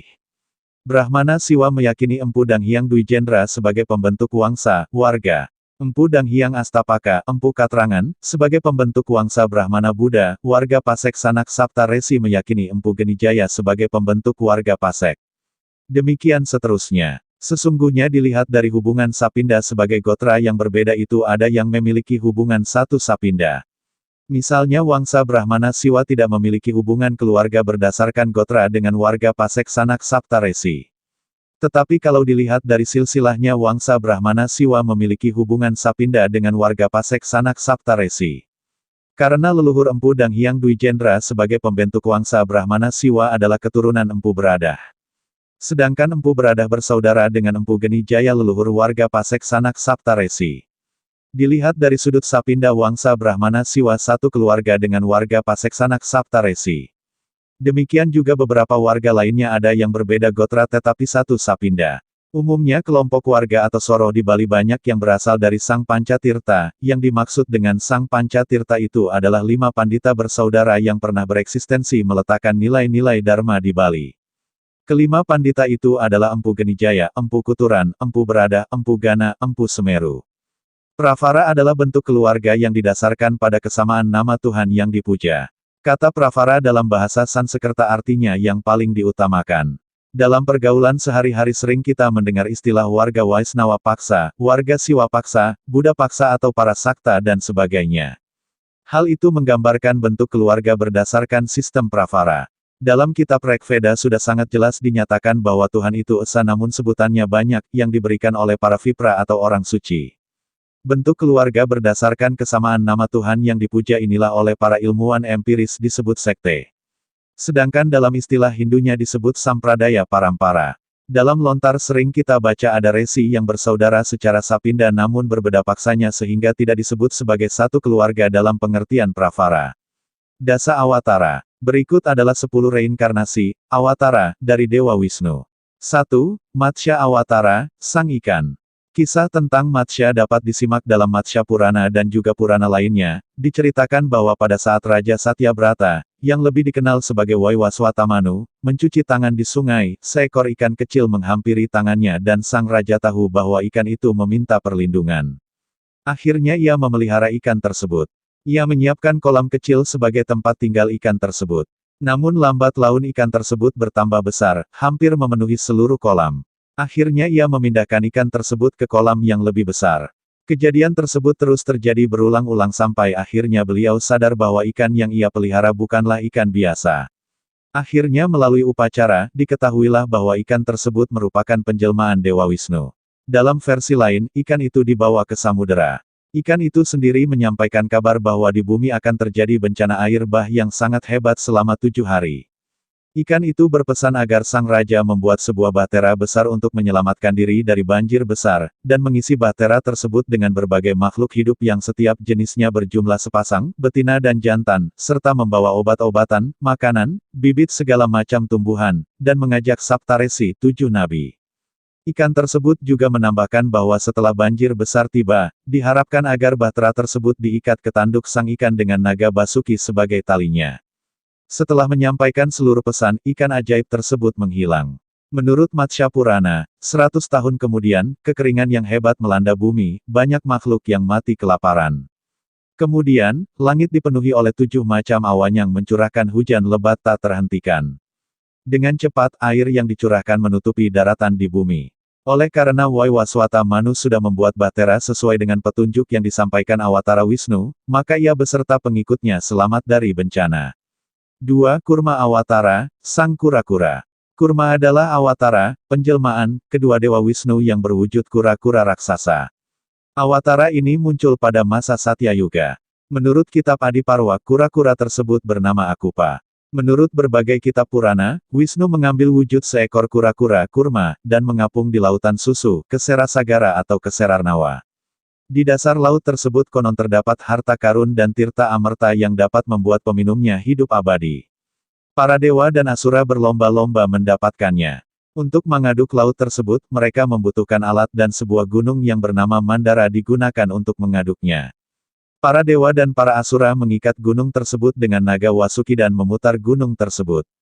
Kurma menopang dasar gunung tersebut dengan tempurungnya. Dewa Indra memegang puncak gunung tersebut agar tidak terangkat ke atas. Setelah sekian lama tirta amerta berhasil didapat dan Dewa Wisnu mengambil alih. Kisah tentang Kurma Awatara muncul dari kisah pemutaran Mandaragiri yang terdapat dalam kitab Adiparwa. Pemutaran Mandaragiri dikisahkan pada zaman Satya Yuga, para dewa dan asura, raksasa, bersidang di puncak gunung Mahameru untuk mencari cara mendapatkan tirta amerta, yaitu air suci yang dapat membuat hidup menjadi abadi. Sang Hyang Narayana, Wisnu, bersabda, "Kalau kalian menghendaki tirta amerta tersebut, aduklah lautan Keserasagara, sebab dalam lautan tersebut terdapat tirta amerta. Maka dari itu, kerjakanlah." Setelah mendengar perintah Sang Hyang Narayana, berangkatlah para dewa dan asura pergi ke Laut Kesera. Terdapat sebuah gunung bernama Gunung Mandara, Mandaragiri, di Sangka Dwipa Pulau Sangka, tingginya 11.000 yojana. Gunung tersebut dicabut oleh Sang Anantaboga beserta segala isinya. Setelah mendapat izin dari Dewa Samudera, Gunung Mandara dijatuhkan di Laut Ksira sebagai tongkat pengaduk lautan tersebut. Seekor kura-kura kurma, raksasa bernama Akupa yang konon katanya sebagai penjelmaan Wisnu, menjadi dasar pangkal gunung tersebut. Ia disuruh menahan Gunung Mandara supaya tidak tenggelam. Naga Basuki dipergunakan sebagai tali, membelit lereng gunung tersebut. Dewa Indra menduduki puncaknya, supaya gunung tersebut tidak melambung ke atas. Setelah siap, para dewa, raksasa dan asura mulai memutar Gunung Mandara dengan menggunakan naga Basuki sebagai tali. Para dewa memegang ekornya sedangkan para asura dan raksasa memegang kepalanya. Mereka berjuang dengan hebatnya demi mendapatkan tirta amerta sehingga laut bergemuruh. Gunung Mandara menyala, naga Basuki menyemburkan bisa membuat pihak asura dan raksasa kepanasan. Lalu Dewa Indra memanggil awan mendung yang kemudian mengguyur para asura dan raksasa. Lemak segala binatang di Gunung Mandara beserta minyak kayu hutannya membuat lautan Ksira mengental, pemutaran Gunung Mandara pun makin diperhebat. Timbulnya racun saat lautan diaduk, racun mematikan yang disebut hala-hala menyebar. Racun tersebut dapat membunuh segala makhluk hidup. Dewa Siwa kemudian meminum racun tersebut maka lehernya menjadi biru dan disebut Nilakanta, Sanskerta, Nila, biru, Kanta, tenggorokan. Setelah itu, berbagai dewa-dewi, binatang, dan harta karun muncul, yaitu, Sura, dewi yang menciptakan minuman anggur apsara, kaum bidadari kahyangan Kostuba, permata yang paling berharga di dunia Caesrawa, kuda para dewa Kalpaureksa, pohon yang dapat mengabulkan keinginan Kamadenu, sapi pertama dan ibu dari segala sapi Airawata, kendaraan dewa Indra Laksmi, dewi keberuntungan dan kemakmuran akhirnya keluarlah dan Wantari membawa kendi berisi tirta amerta. Karena para dewa sudah banyak mendapat bagian sementara para asura dan raksasa tidak mendapat bagian sedikit pun, maka para asura dan raksasa ingin agar tirta amerta menjadi milik mereka. Akhirnya tirta amerta berada di pihak para asura dan raksasa dan Gunung Mandara dikembalikan ke tempat asalnya, Sangkadwipa. Perebutan tirta amerta, melihat tirta amerta berada di tangan para asura dan raksasa, Dewa Wisnu memikirkan siasat bagaimana merebutnya kembali. Akhirnya Dewa Wisnu mengubah wujudnya menjadi seorang wanita yang sangat cantik, bernama Mohini. Wanita cantik tersebut menghampiri para asura dan raksasa. Mereka sangat senang dan terpikat dengan kecantikan wanita jelmaan Wisnu. Karena tidak sadar terhadap tipu daya, mereka menyerahkan tirta amerta kepada Mohini. Setelah mendapatkan tirta, wanita tersebut lari dan mengubah wujudnya kembali menjadi Dewa Wisnu. Melihat hal itu, para asura dan raksasa menjadi marah. Kemudian terjadilah perang antara para dewa dengan asura dan raksasa. Pertempuran terjadi sangat lama dan kedua pihak sama-sama sakti. Agar pertempuran dapat segera diakhiri, Dewa Wisnu memunculkan senjata cakra yang mampu menyambar-nyambar para asura dan raksasa. Kemudian mereka lari tunggang langgang karena menderita kekalahan. Akhirnya tirta amerta berada di pihak para dewa kemudian terbang ke Wisnu Loka, kediaman Dewa Wisnu, dan di sana mereka meminum tirta amerta sehingga hidup abadi. Seorang raksasa yang merupakan anak Sang Wipraciti dengan Sang Singhika mengetahui hal itu, kemudian ia mengubah wujudnya menjadi dewa dan turut serta meminum tirta amerta. Hal tersebut diketahui oleh Dewa Aditya dan Chandra, yang kemudian melaporkannya kepada Dewa Wisnu. Dewa Wisnu kemudian mengeluarkan senjata cakranya dan memenggal leher sang raksasa, tepat ketika tirta amerta sudah mencapai tenggorokannya.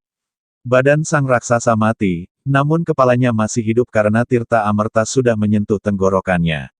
Sang raksasa marah kepada Dewa Aditya dan Chandra, dan bersumpah akan memakan mereka pada pertengahan bulan.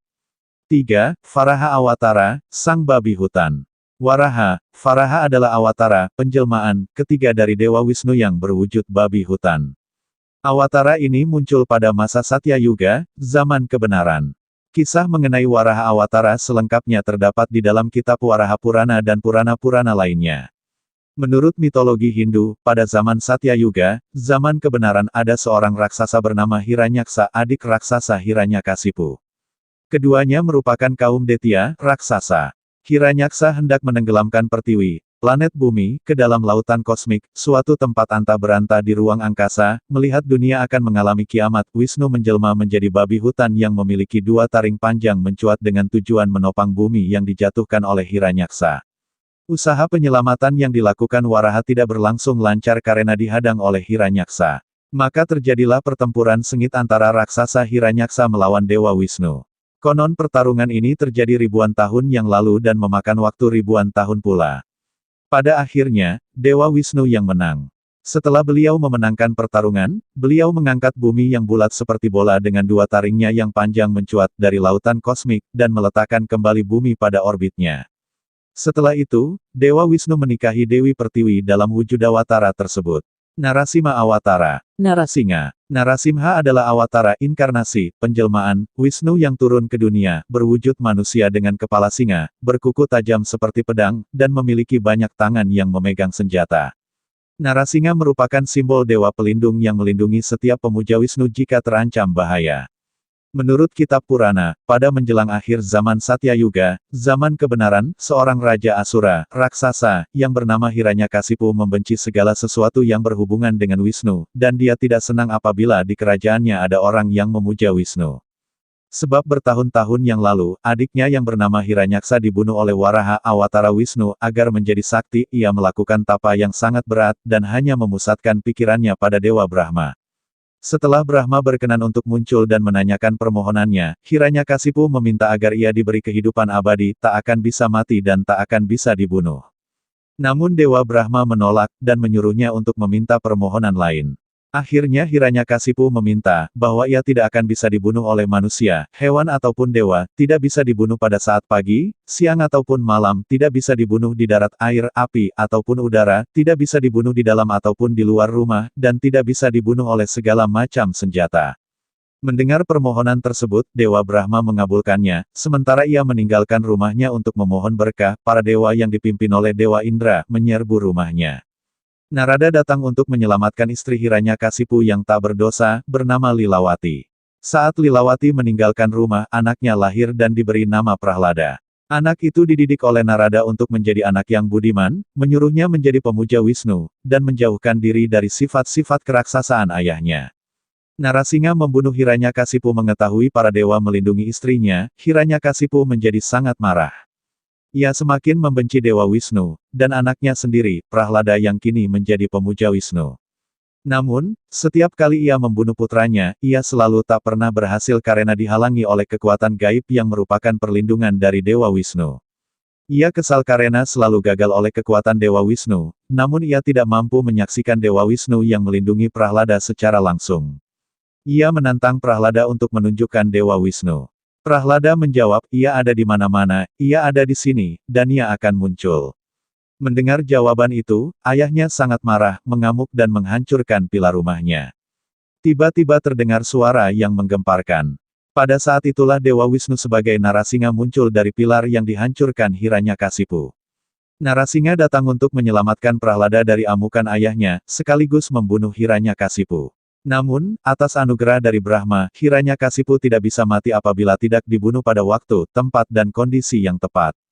Agar berkah dari Dewa Brahma tidak berlaku, ia memilih wujud sebagai manusia berkepala singa untuk membunuh Hiranyakasipu. Ia juga memilih waktu dan tempat yang tepat. Akhirnya, berkah dari Dewa Brahma tidak berlaku. Narasingha berhasil merobek-robek perut Hiranyakasipu. Akhirnya Hiranyakasipu berhasil dibunuh oleh Narasingha, karena ia dibunuh bukan oleh manusia, binatang, atau dewa. Ia dibunuh bukan pada saat pagi, siang, atau malam, tapi senja hari. Ia dibunuh bukan di luar atau di dalam rumah tapi di serambi. Ia dibunuh bukan di darat, air, api, atau udara, tapi di pangkuan Narasingha. Ia dibunuh bukan dengan senjata, melainkan dengan kuku. Wamana Awatara. Vamana adalah Awatara Wisnu yang kelima, turun pada masa Treta Yuga, sebagai putra Aditi dan Kasyapa, seorang Brahmana. Ia, Wisnu, turun ke dunia guna menegakkan kebenaran dan memberi pelajaran kepada Raja Bali, Mahabali, seorang Asura cucu dari Prahlada. Raja Bali telah merebut surga dari kekuasaan Dewa Indra, karena itu Wisnu turun tangan dan menjelma ke dunia, memberi hukuman pada Raja Bali. Wamana Awatara dilukiskan sebagai Brahmana dengan raga anak kecil yang membawa payung. Wamana Awatara merupakan penjelmaan pertama Dewa Wisnu yang mengambil bentuk manusia lengkap meskipun berwujud Brahmana mungil. Wamana kadang-kadang dikenal juga dengan sebutan Upendra. Kisah Wamana Awatara dimuat dalam kitab Bhagavata Purana. Menurut cerita dalam kitab, Wamana sebagai Brahmana cilik datang ke istana Raja Bali karena pada saat itu Raja Bali mengundang seluruh Brahmana untuk diberikan hadiah. Ia sudah dinasehati oleh Sukracarya agar tidak memberikan hadiah apapun kepada Brahmana yang aneh dan lain daripada biasanya.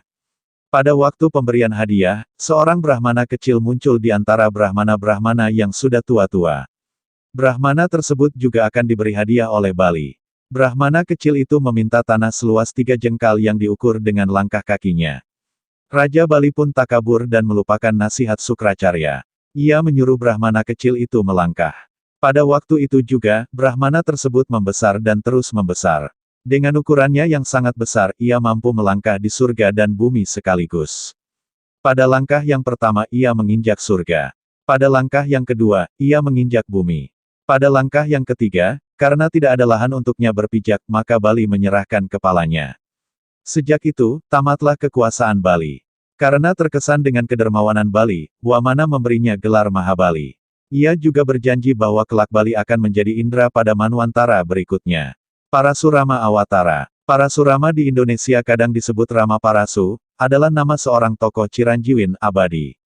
Secara harfiah, nama Parasurama bermakna, Rama yang bersenjata kapak. Nama lainnya adalah Bhargawa yang bermakna keturunan Maharesi Bregu. Ia sendiri dikenal sebagai Awatara Wisnu yang keenam dan hidup pada zaman Treta Yuga. Pada zaman ini banyak kaum kesatria yang berperang satu sama lain sehingga menyebabkan kekacauan di dunia. Maka, Wisnu sebagai dewa pemelihara alam semesta lahir ke dunia sebagai seorang Brahmana berwujud angker, yaitu Rama putra Jamadagni, untuk menumpas para kesatria tersebut. Kisah masa muda Parasurama merupakan putra bungsu Jamadagni, seorang resi keturunan Bregu. Itulah sebabnya ia pun terkenal dengan julukan Bhargawa. Sewaktu lahir Jamadagni memberi nama putranya itu Rama. Setelah dewasa, Rama pun terkenal dengan julukan Parasurama karena selalu membawa kapak sebagai senjatanya. Selain itu, Parasurama juga memiliki senjata lain berupa busur panah yang besar luar biasa. Sewaktu muda Parasurama pernah membunuh ibunya sendiri, yang bernama Renuka. Hal itu disebabkan karena kesalahan Renuka dalam melayani kebutuhan Jamadagni sehingga menyebabkan suaminya itu marah. Jamadagni kemudian memerintahkan putra-putranya supaya membunuh ibu mereka tersebut. Ia menjanjikan akan mengabulkan apapun permintaan mereka. Meskipun demikian, sebagai seorang anak putra-putra Jamadagni, kecuali Parasurama, tidak ada yang bersedia melakukannya. Jamadagni semakin marah dan mengutuk mereka menjadi batu. Parasurama sebagai putra termuda dan paling cerdas ternyata bersedia membunuh ibunya sendiri. Setelah kematian Renuka, ia pun mengajukan permintaan sesuai janji Jamadagni. Permintaan tersebut antara lain, Jamadagni harus menghidupkan dan menerima Renuka kembali, serta mengembalikan keempat kakaknya ke wujud manusia.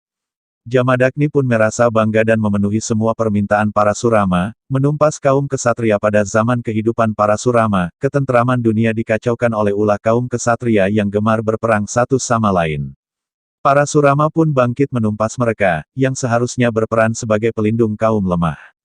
Tidak terhitung banyaknya kesatria, baik itu raja ataupun pangeran, yang tewas terkena kapak dan panah milik Rama putra Jamadagni. Konon Parasurama bertekad untuk menumpas habis seluruh kesatria dari muka bumi. Ia bahkan dikisahkan telah mengelilingi dunia sampai 3 kali.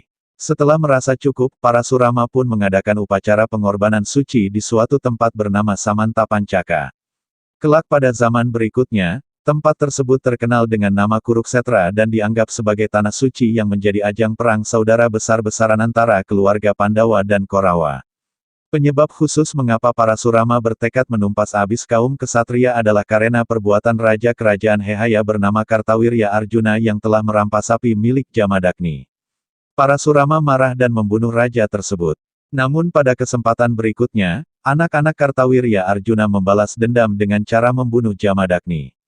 Kematian Jamadagni inilah yang menambah besar rasa benci Parasurama kepada seluruh golongan kesatria. Bertemu Awatara Wisnu lainnya meskipun jumlah kesatria yang mati dibunuh Parasurama tidak terhitung banyaknya, namun tetap saja masih ada yang tersisa hidup. Antara lain dari Wangsa Surya yang berkuasa di Ayodhya, Kerajaan Kosala. Salah seorang keturunan Wangsa tersebut adalah Sri Rama putra Dasarata. Pada suatu hari ia berhasil memenangkan sayembara di Kerajaan Mithila untuk memperebutkan Sita putri negeri tersebut. Sayembara yang digelar ialah yaitu membentangkan busur pusaka pemberian Siwa. Dari sekian banyak pelamar hanya Sri Rama yang mampu mengangkat, bahkan mematahkan busur tersebut. Suara gemuruh akibat patahnya busur Siwa sampai terdengar oleh Parasurama di pertapaannya. Ia pun mendatangi istana Mithila untuk menantang Rama yang dianggapnya telah berbuat lancang. Sri Rama dengan lembut hati berhasil meredakan kemarahan Parasurama yang kemudian kembali pulang ke pertapaannya. Ini merupakan peristiwa bertemunya sesama Awatara Wisnu, karena saat itu Wisnu telah menjelma kembali sebagai Rama sedangkan Parasurama sendiri masih hidup. Peran Parasurama sebagai Awatara Wisnu saat itu telah berakhir namun sebagai seorang Ciranjiwin, ia hidup abadi. Pada zaman Dwapara Yuga Wisnu terlahir kembali sebagai Kresna putra Basudewa. Pada zaman tersebut Parasurama menjadi guru sepupu Kresna yang bernama Karna yang menyamar sebagai anak seorang Brahmana. Setelah mengajarkan berbagai ilmu kesaktian, barulah Parasurama mengetahui kalau Karna berasal dari kaum kesatria. Ia pun mengutuk Karna akan lupa terhadap semua ilmu kesaktian yang pernah dipelajarinya pada saat pertempuran terakhirnya. Kutukan tersebut menjadi kenyataan ketika Karna berhadapan dengan adiknya sendiri, yang bernama Arjuna, dalam perang di Kuruksetra. Parasurama diyakini masih hidup pada zaman sekarang. Konon saat ini ia sedang bertapa mengasingkan diri di puncak gunung, atau di dalam hutan belantara.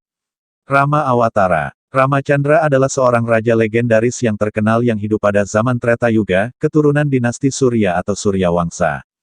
Ia berasal dari kerajaan Kosala yang beribu kota Ayodhya.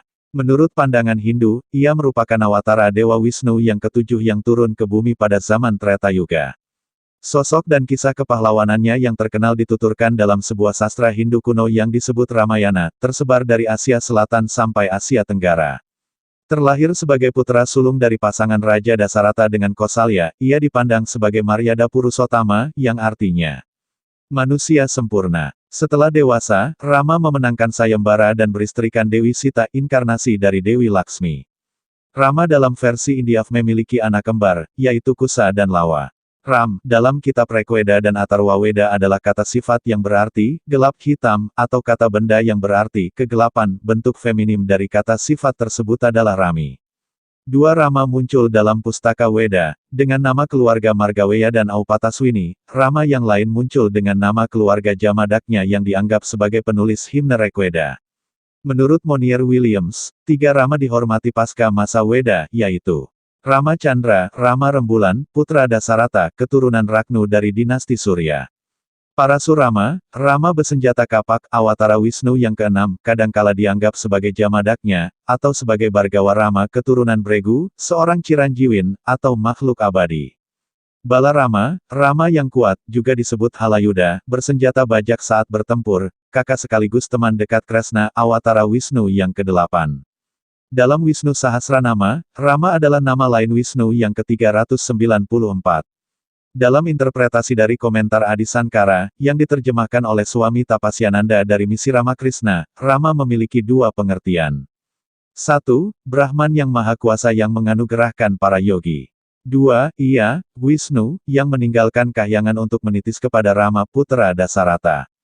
Krishna Awatara. Krishna adalah salah satu dewa yang dipuja oleh umat Hindu, berwujud pria berkulit gelap atau biru tua, memakai dhoti kuning dan mahkota yang dihiasi bulu merak.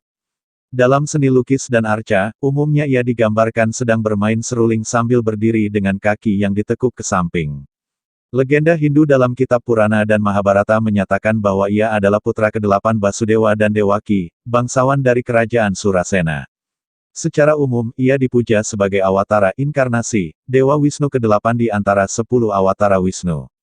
Dalam beberapa tradisi perguruan Hindu, misalnya Gaudiya Vaisnava, ia dianggap sebagai manifestasi dari kebenaran mutlak, atau perwujudan Tuhan itu sendiri, dan dalam tafsiran kitab-kitab yang mengatasnamakan Wisnu atau Krishna, misalnya Bhagavata Purana, ia dimuliakan sebagai kepribadian Tuhan yang Maha Esa.